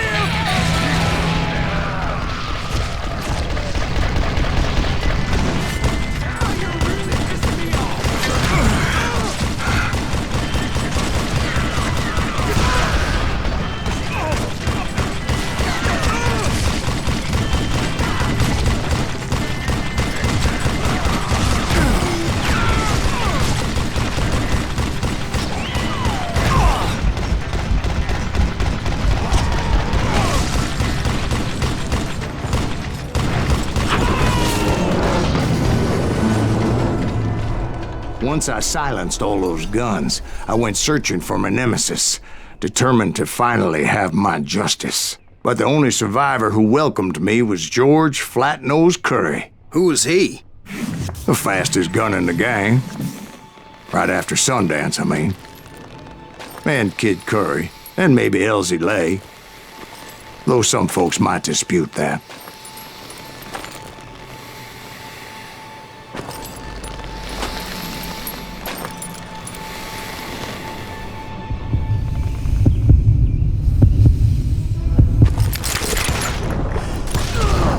On that very same day, Butch Cassidy and the Sundance Kid decided to leave the Wild Bunch behind and decamped for South America.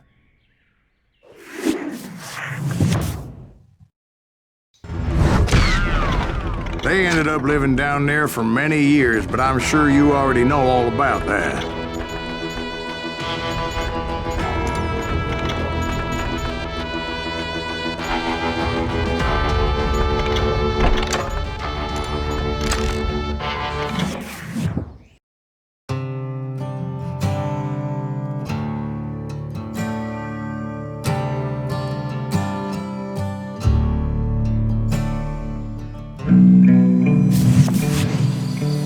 I tried to find Bob Bryant, but it was as if he'd disappeared. Sometime later, I heard the Wild Bunch was back together. Kid Curry escaped from jail, and now he was running the whole shebang. So I took to their trail, as I was still in pursuit of my brother's killer and hoped that he was back with him. That Kid Curry's kind of crazy, ain't he? Don't let him hear you saying that. Anyways, I tracked those boys to a camp right outside Parachute, Colorado. Being outnumbered, I didn't bother with a warning shot. I just started taking those bastards down.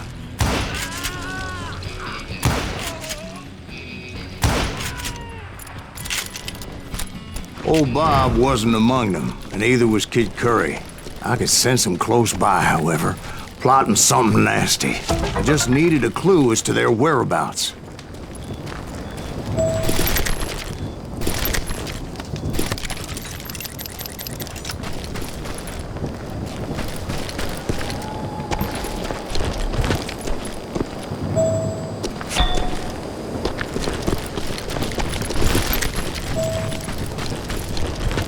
And I found one.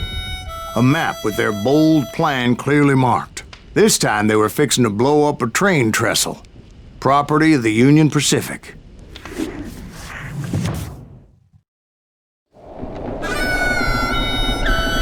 The plan clearly indicated how they were fixing to undermine several of the weakest wooden supports.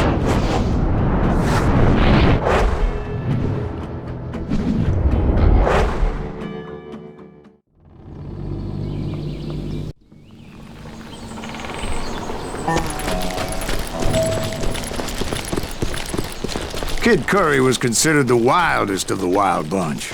It was said that he fathered 85 bastard children, though some say it was only 5. Kid Curry had bragged to a whore how he was going to rob a train heading to the U.S. Mint in Denver. And that whore, Fat Sally, she told me. The bridge was rigged with dynamite, so I decided I'd best be careful confronting those bastards.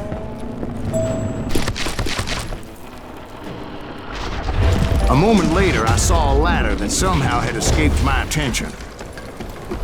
Don't you blow us up now. Don't worry, I know what I'm doing.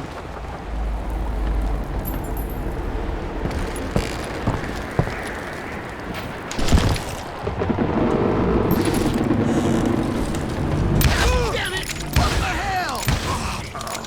But the Wild Bunch did not take kindly to my presence and attempted to blow my head off. It appeared the kid had found a number of new recruits to bolster their ranks. Guess there's always desperate men willing to trade their lives for stolen treasure. What happened next? Well, having removed the first bundle of dynamite, I decided I might as well remove the other one. Once that was done, I figured I'd find my way from there.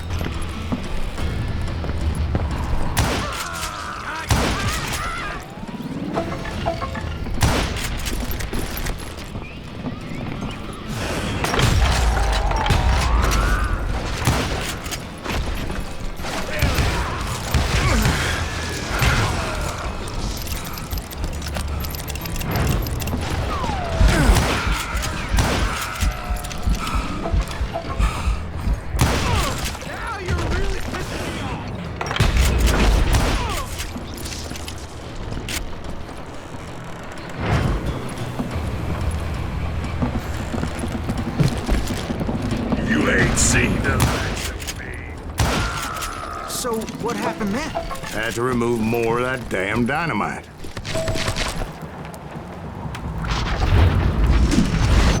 It must have been terrifying trying to make your way across. I was sweating it a bit, but then I noticed a footbridge tied up on high, so I shot the rope.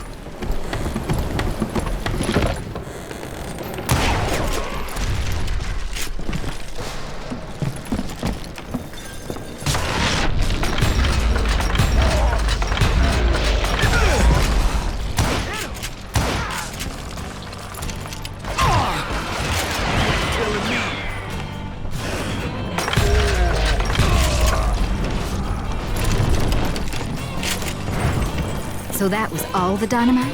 Funny you should mention that, darling. As actually there was a fourth charge impeding my progress. Once I removed it, my path was pretty clear.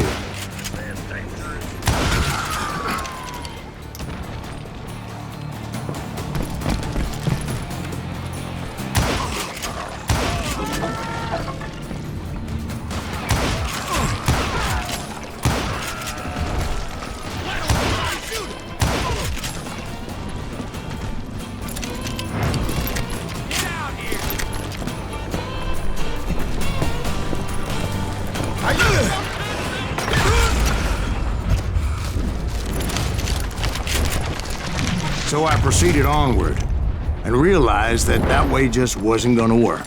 I needed an alternate path forward.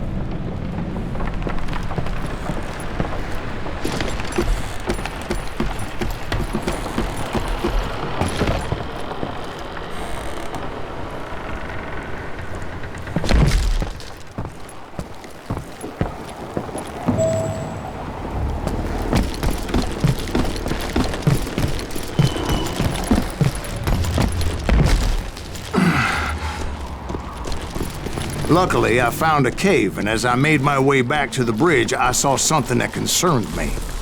It was a long, burning fuse, and it was moving fast as hell.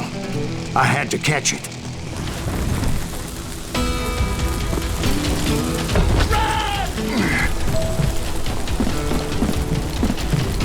The burning fuse was so damn quick, I had to run like the wind. I almost had it, but no. Thought I was gonna have a coronary when I lost sight of those sparks. My heart was pounding like a sledgehammer. I knew that failure meant boom. Then, finally, at the last moment. Whew. Of course, I was successful, or clearly I wouldn't be talking to you folks here today. Naturally, I removed the last dynamite charge. Well, it was a touching reunion. But by this time, I was thoroughly exhausted and dragging my ass as I was not a young man anymore.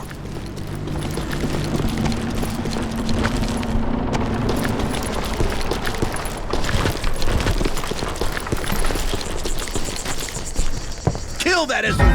Make him bleed! Send him to perdition! Finally, I found those boys. Or more precisely, they found me. These crazy little curry ass thieves! None of your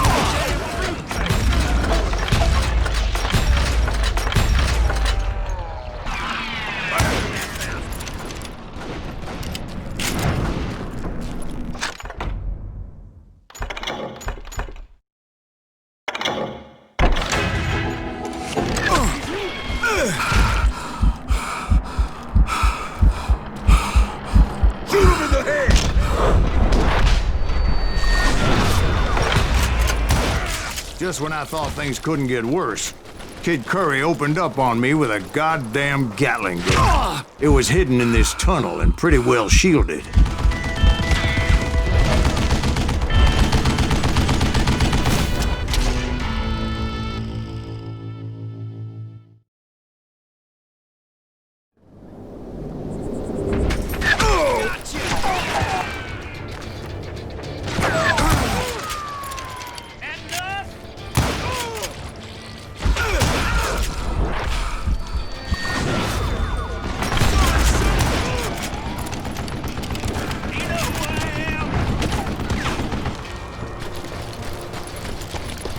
Luckily, I had located some dynamite. I still, however, had my work cut out for me. Lay down and die. Are you kidding me? It's not fair. Everybody's here. Come on, boys. Here, sort this out. I'm with you.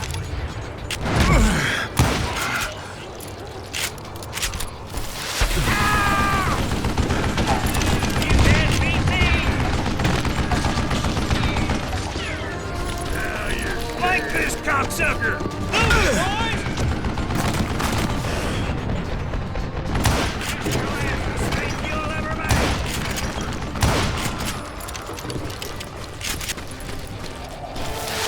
Damn!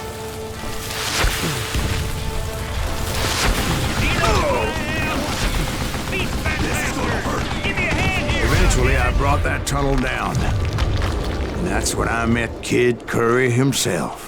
He had decided to stop pussyfooting around and deal with me personally. Gonna cut you!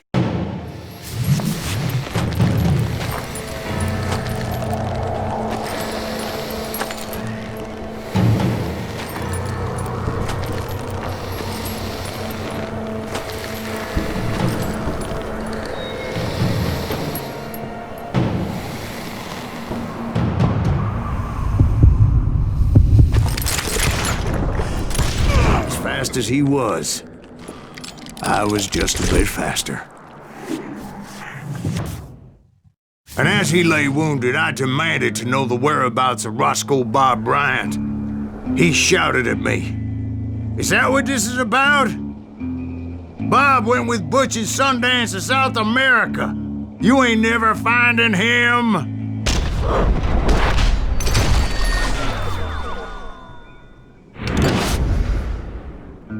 Those were his last words.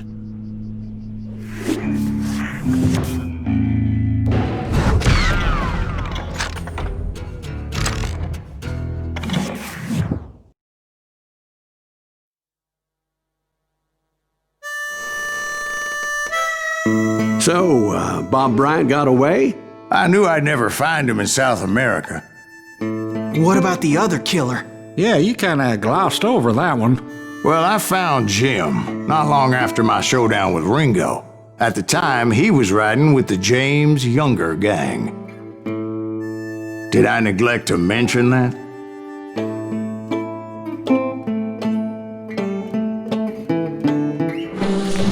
Jesse James? The greatest outlaw who ever lived?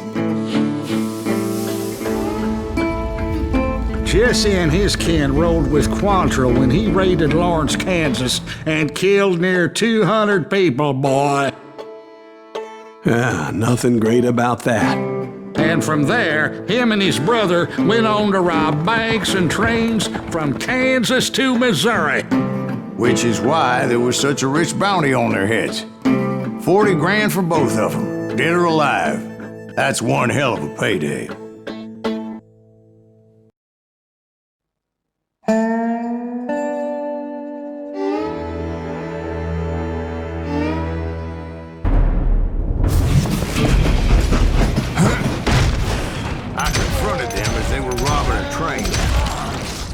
Bullets were flying at me from every which way.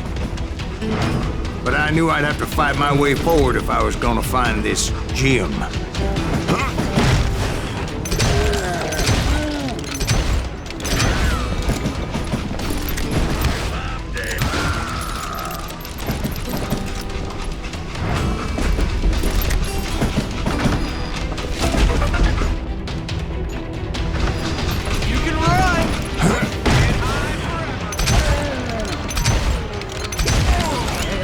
Now, wait a second. Now, how'd they stop this train in the first place? Well, the James boys were experts at this.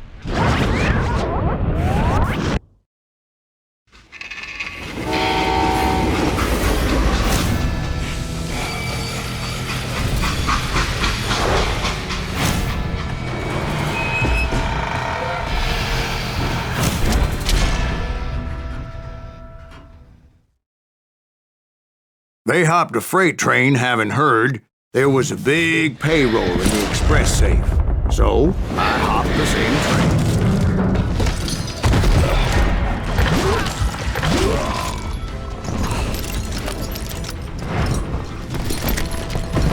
The James Younger gang was decimated after that little fiasco they had in Northfield, Minnesota.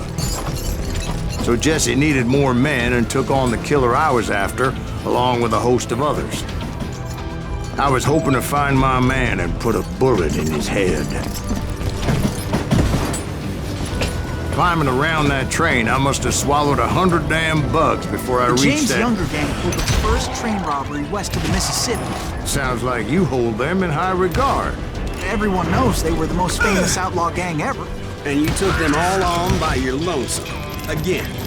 I'm finding this all a little hard to swallow. Well, maybe you need to wash it down with some whiskey. By the way, did I mention that that train was flying down those tracks like a bat out of hell?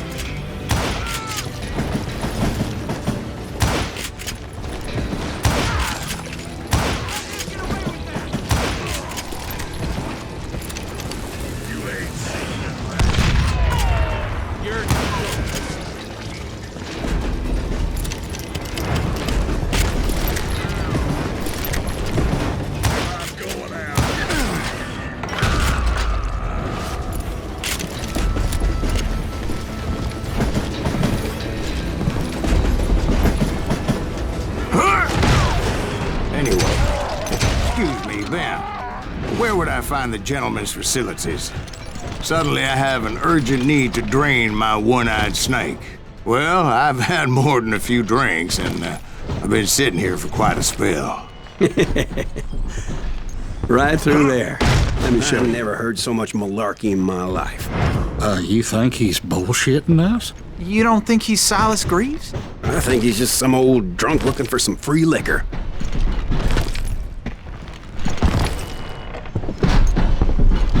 I don't know, Jack. I think I believe him. You don't think he met Jesse James? Oh, you gotta be kidding me. That story makes no sense at all. Jack. I mean, you gotta be 2 bricks short of a load to believe that cock and bull story. I don't agree. Jack, lay off the Do you bar. seriously think that tired old man went toe-to-toe with Jesse James? Well, that's better. Did I mention that this Jim was married to the infamous Belle Starr? Of course, I didn't learn that until later. Anyway, I made my way forward the best I could. Around the sides, over the roof. At some point, some sumbitch saw me and shouted out, "It's the damn Pinkertons!" It's a damn Pinkerton! Now, I never worked that line, but I guess they assumed I was one of his assassins. Those evil bastards firebombed Jesse's mother's house and killed his stepbrother. So it's no wonder each and every asshole on that train wanted me dead. Everybody's always mistaking you for somebody else, aren't they? Why is that, I wonder? Don't know who he Don't rightly know, Jack. I'm just telling you how I remember it. I bet you are.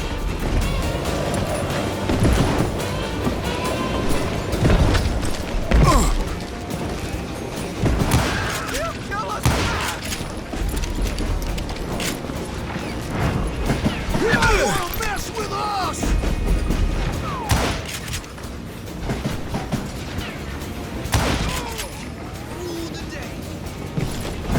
I came across a flat car piled high with logs and had to come up with a creative way to make my way forward.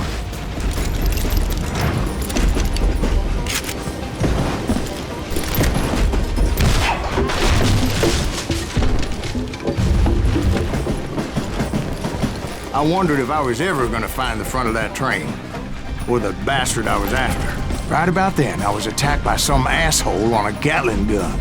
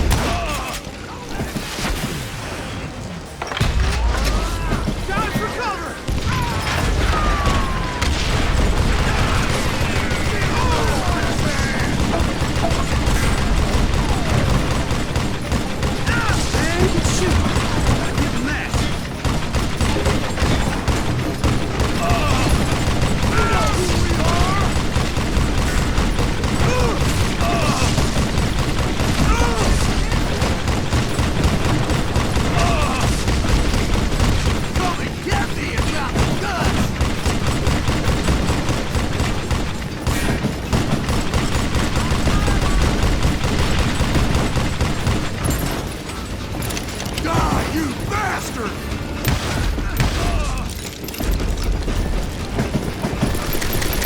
I was looking for Jim and shooting any son of a bitch stupid enough to get in my way. And that included Jesse James himself.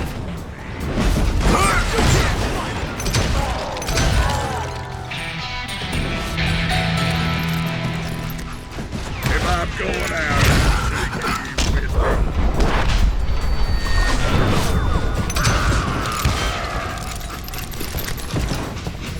There sure were a lot of men determined to die that day.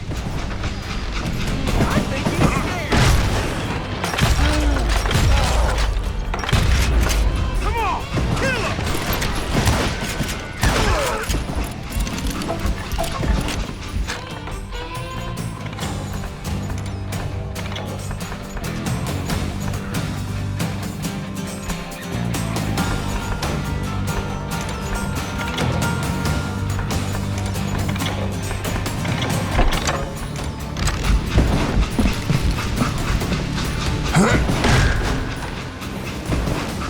It was then that Jesse detached the express car from the rest of the damn train.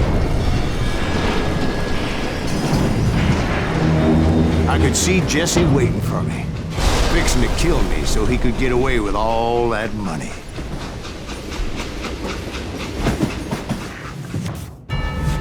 You had a showdown with Jesse James? Of course he didn't. Everybody knows that Jesse was killed by Bob Ford. Yeah. Jesse went out like John Wesley Hardin. Coward shot him in the back of the head. Guess it doesn't matter how far you run, does it, Ben? Your past always catches up with you.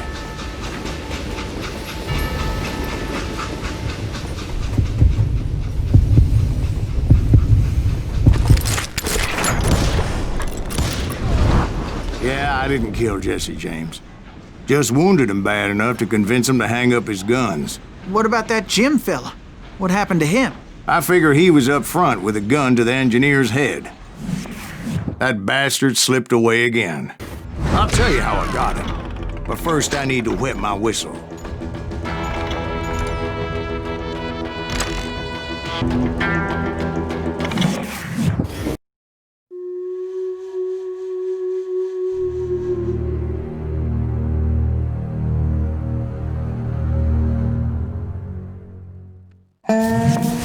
After my showdown with Jesse, I continued to track his brother, Frank, and that sumbitch Jim. I followed those bastards into the high mountains as they were going to ground. What mountains would that be? Somewhere in the Ozarks, I believe. The perfect place to hide out from the authorities. In fact, before I could find them, some Indians who fled the res and were hiding out from the military found me first. They probably thought I was a cavalry scout and didn't want me telling the military where they were. Indians? They could have been Cheyenne, but there was all sorts of renegades roaming the landscape back then.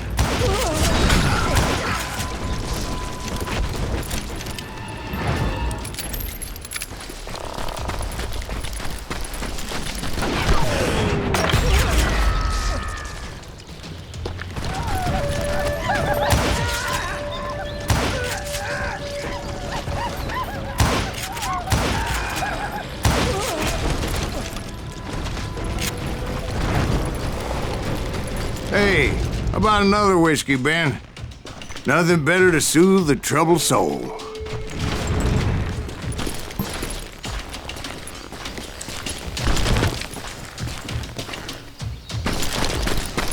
Now, where was I? Indians, right. I had more than my share of run-ins with the Red Man. Like that time... Did I tell you about Grey Wolf? Yes, sir. You did. Ah, of course I did. In fact, I could still remember that old medicine man's words to me. Jesus Christ, we're back to that again. You carry great darkness in your heart. It will claim your soul. You will come to this place again and kill many more men, and the darkness will grow until it consumes everything you are.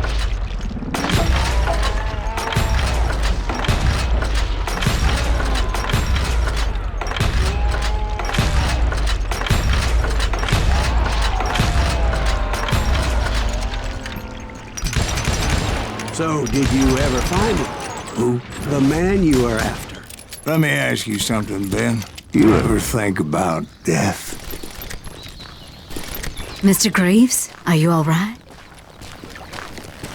Oh, death. Oh, death. Won't you spare me over till another year? What is this that I can't see with ice cold hands taking hold of me? Well, I am death, none can excel. I'll open the door to heaven or hell.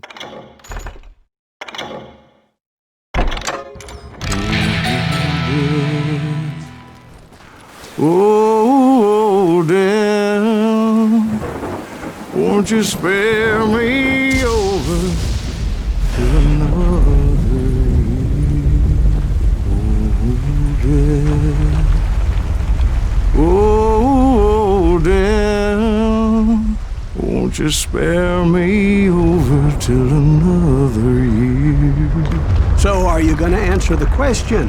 What question is that? Jim Reed. Did you ever find him? Reed was indeed that son-bitch's surname. That's right, Ben. A despicable character.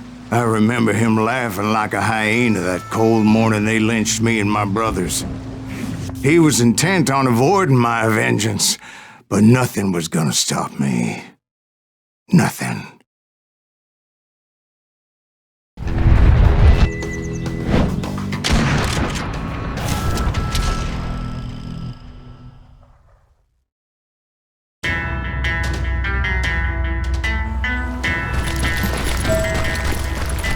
I finally did track those outlaws down. They had long rifles with scopes and were well positioned to pick off any poor soul who came anywhere close.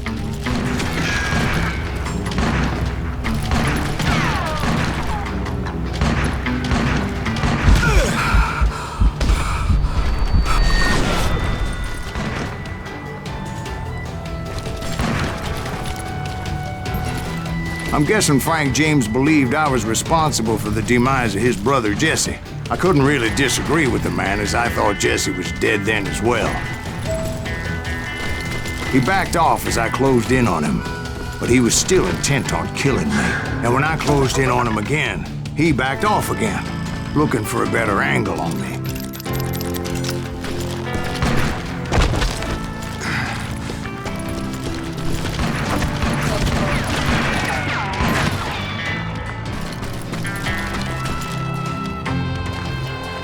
Hell, I can't fault Frank for wanting his revenge, as I was there for the same damn reason myself. At this point, I'm guessing you think Silas Greaves is a worse murderer than Jim Reed ever was. No, sir. A man who spent half his life killing somebody's brothers, fathers, sons. I think you were just looking for justice, sir. Is that what I was looking for, Dwight? Is that what it was? Justice? Isn't that why you were hunting the James gang? The James gang. Right. I finally found Frank holed up in his mountain cabin, and he was determined to have me dead. It was a pitched battle that could have gone either way. Luckily, I had some dynamite in my possession. Dynamite? On your person? A few sticks, just in case. It's always good to be prepared. Right. I'm just laying out the facts as I remember them, Jack. I want that bastard dead!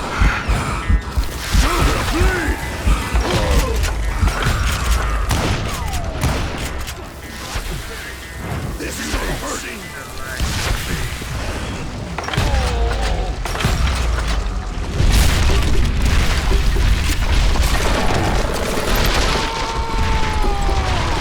That old shack? Well, it went tumbling right off that cliff. With Frank James still in it? Yes, sir. But Frank James is still alive, living in Missouri, showing folks around the family farm for 25 cents a tour. I didn't say he died in the fall, now did I?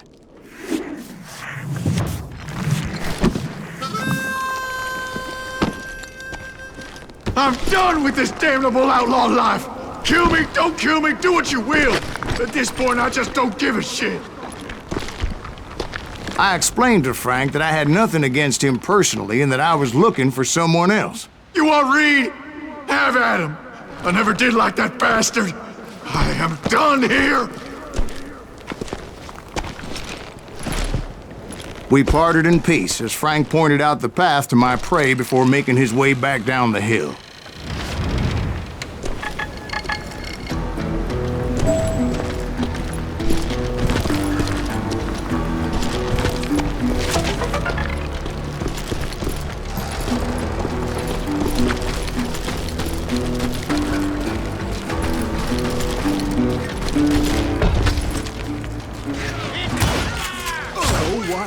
With Reed. Well, I finally found the last of the gang hiding in a nearby cave. First, I had to dispatch the lookouts, as I was determined not to let that murderer escape my revenge again.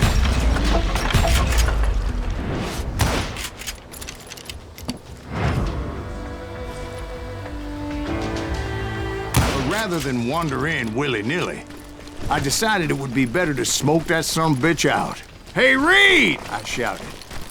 No wonder you're so ornery.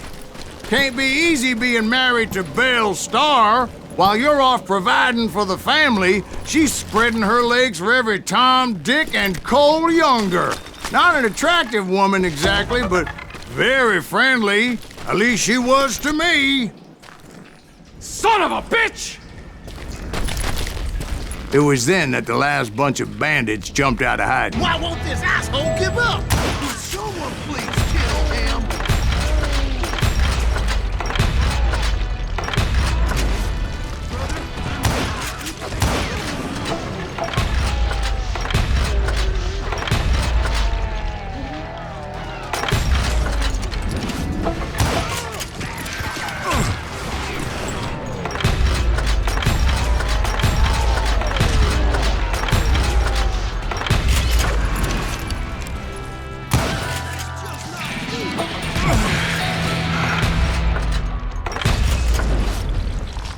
Eventually, it was just me and Reed.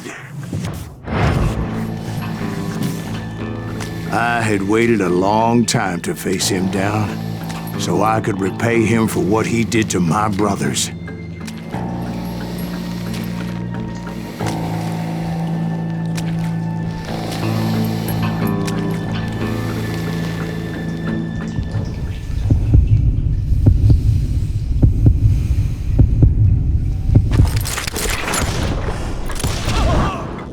And repay him I did.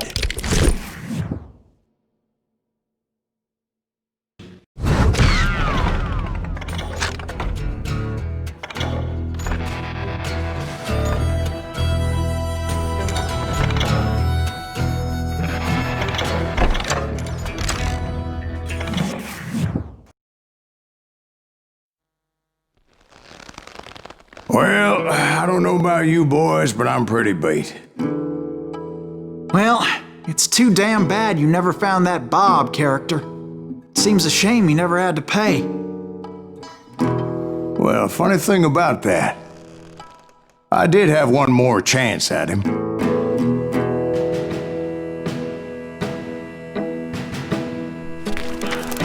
Six months ago, I heard that Butch and Sundance were back in the States and had gathered up some of their old gang. I tracked them down, hoping that Roscoe Bob Bryant had returned with them. So you're saying they didn't die down in Bolivia? That's what I'm saying.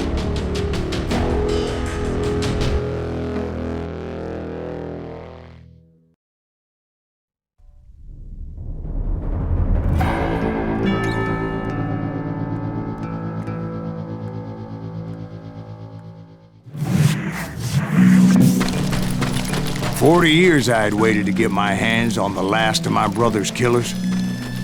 Not even an army of demons could have stopped me now.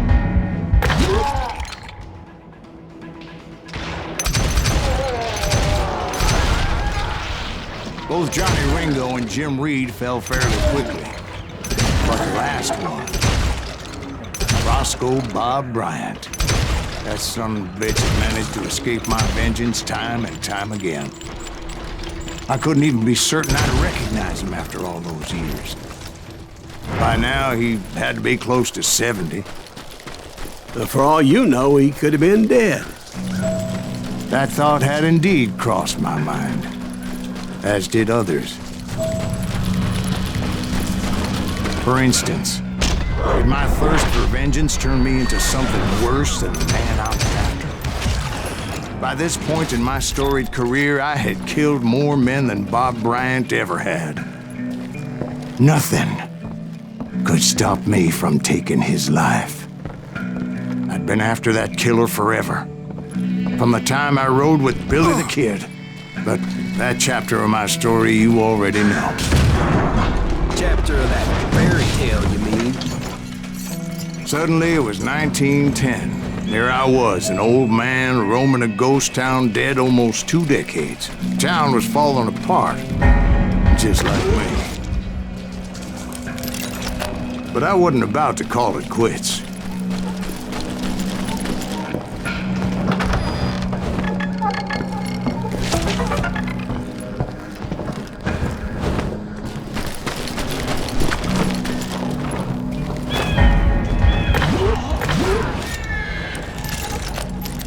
Even though the ghosts of my dead brothers were begging me to end what I started so long ago. Mr. Graves, are you all right? Would you like some water? The Wild Bunch knew I was there. They were after a treasure they had hidden before they fled, buried in the grave of a dead amigo. Some folks think the town is haunted, so they figured there wouldn't be many people poking around. I intended to fill that grave with Bob Bryant's corpse. But like I said, the bandits knew I was on to them. They lured me in and hit me with everything they had.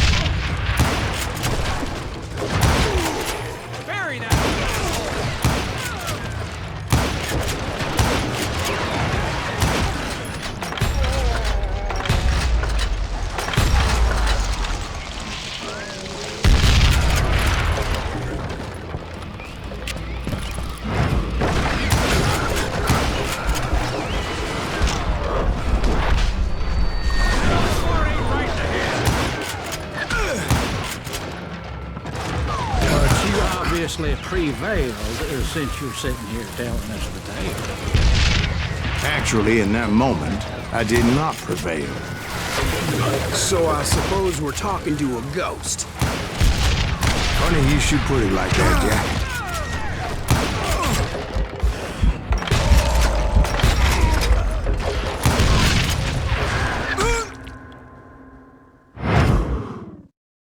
Because when I woke up... From the dead? There was silence all around me. I could swear to God I saw Billy then. Billy who?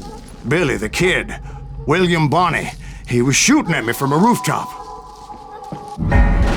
Here, there, even over there. So I am right. You are touched in the head. Mr. Graves, perhaps we should switch you to coffee? You see that old Indian again, too? No, but I did see Billy's killer. Patrick Floyd Garrett. He came at me guns a-blazing. But I knew that old war horse had died 2 years before. I wondered if maybe I was dead too and confronting the ghosts of my past. Perhaps all my sins were coming back to haunt me and drag me down to perdition.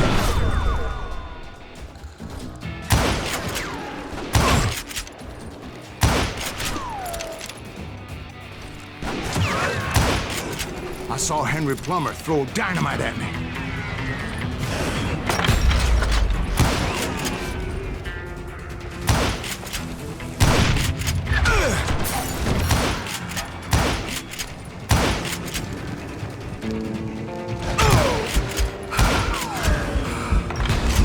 And in the gates of the cemetery, I saw John Wesley Hardin, just like I remembered him.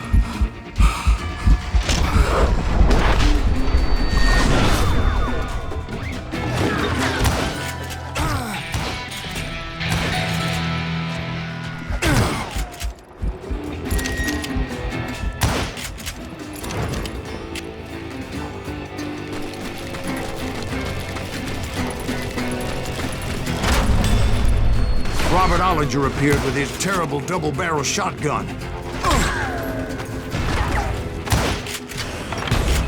But no ghost army was stopping me. My father-in-law got hit with a fallen branch. He spent the rest of his life talking to dogs. Newman Hayes Clanton, William Brocious, John Peters Ringo, they all wanted me dead.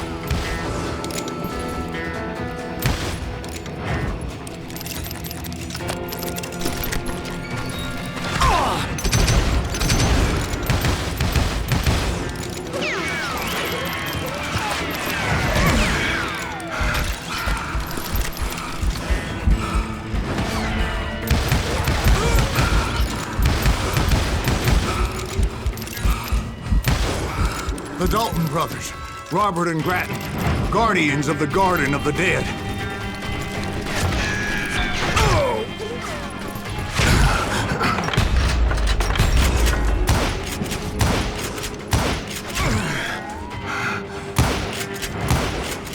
George Curry and Harvey Logan, alias Kid Curry, both thirsty for vengeance from the great beyond.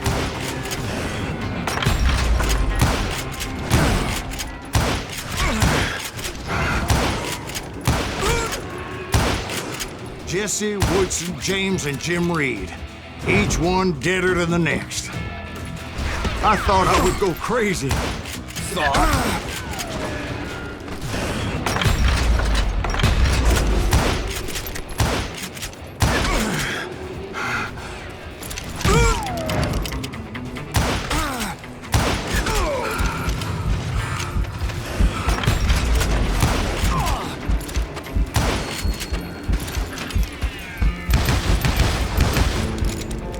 Finally, I saw Harry Alonzo Longabaugh. The Sundance Kid? Like a general leading his legion of the dead. You told us before that you'd seen him alive. He was alive.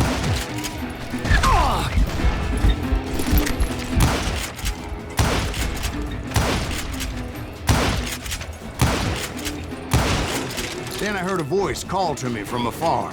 It was Robert Leroy Parker, a.k.a. Butch Cassidy, coming at me from out of the fog. Thanks for taking care of that bastard.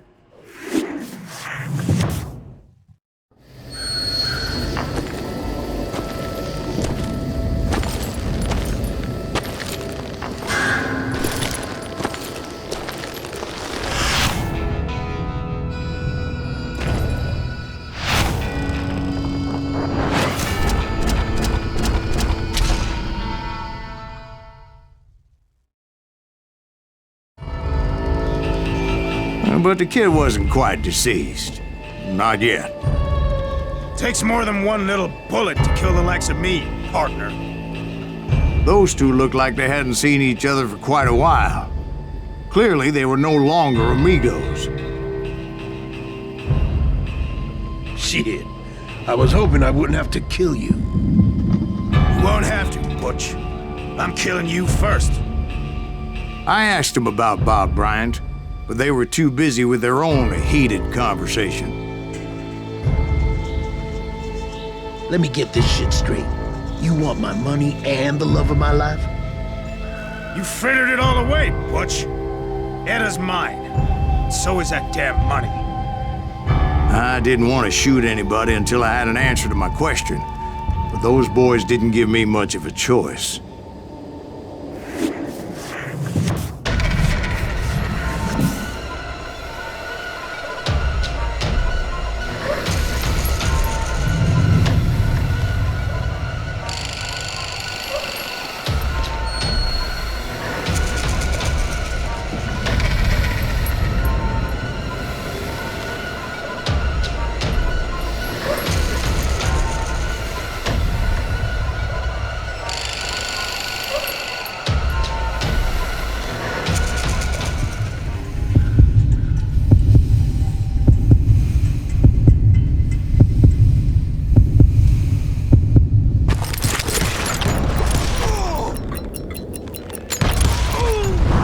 Butch Cassidy and the Sundance Kid died there in that cemetery not 6 months ago.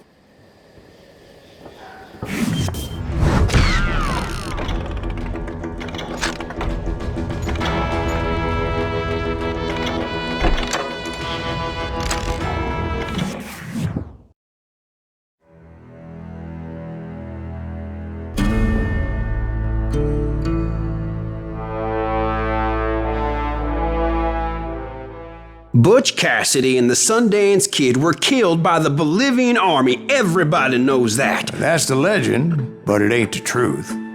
So, you never found Bob? There is no Bob. This old sumbitch ain't even Silas Greaves. Sir, is that true? Have you been pulling our legs this whole time? Well, not the whole time. Oh man, I think you've worn out your welcome here. Maybe you're right, Jack. Maybe it's time to pay. You see, Ben, or should I say Bob, your past always catches up with you. I was a different man back then, crazy. Drinking, I've changed my ways, I swear to you. If I could turn back the clock, But you can't, Bob.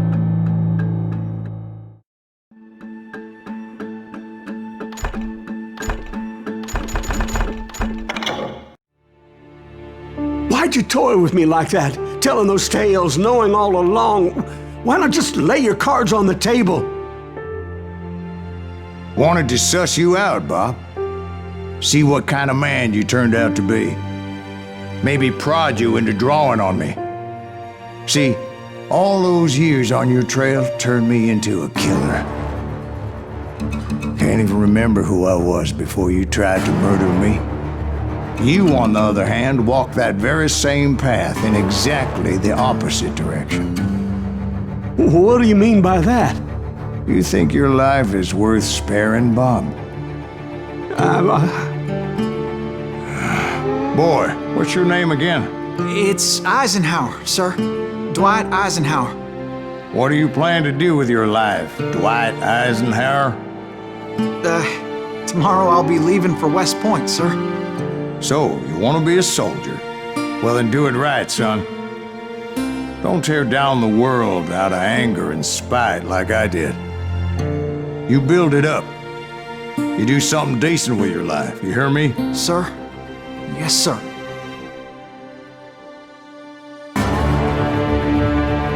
I won't have it said I left you with nothing, Bob.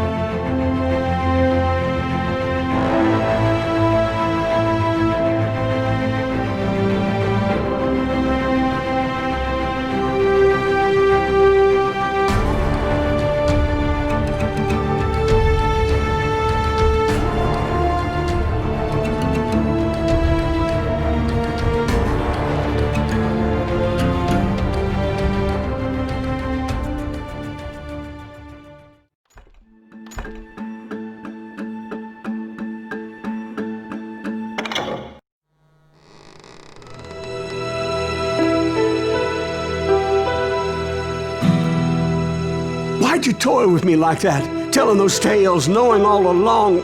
Why not just lay your cards on the table? Here. I won't have it said that I left you with nothing. That's how you want it? So be it. Holy shit! Dwight, Molly, move against that wall. Go!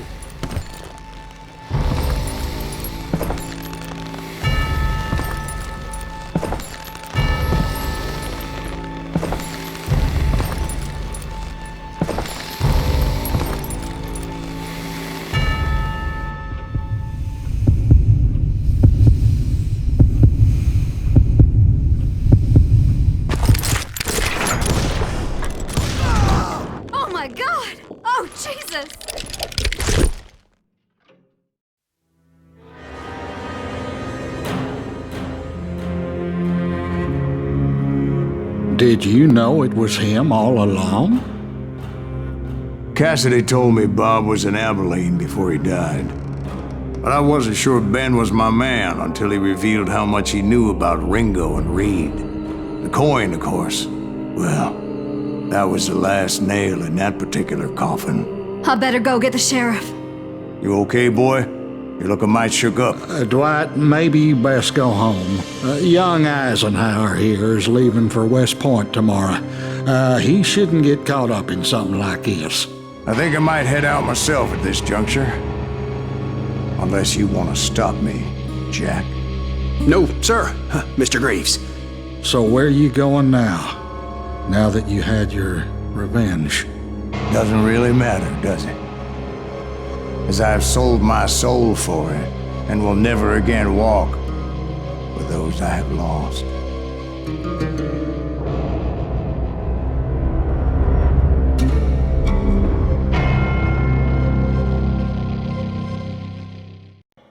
Ooh, dear.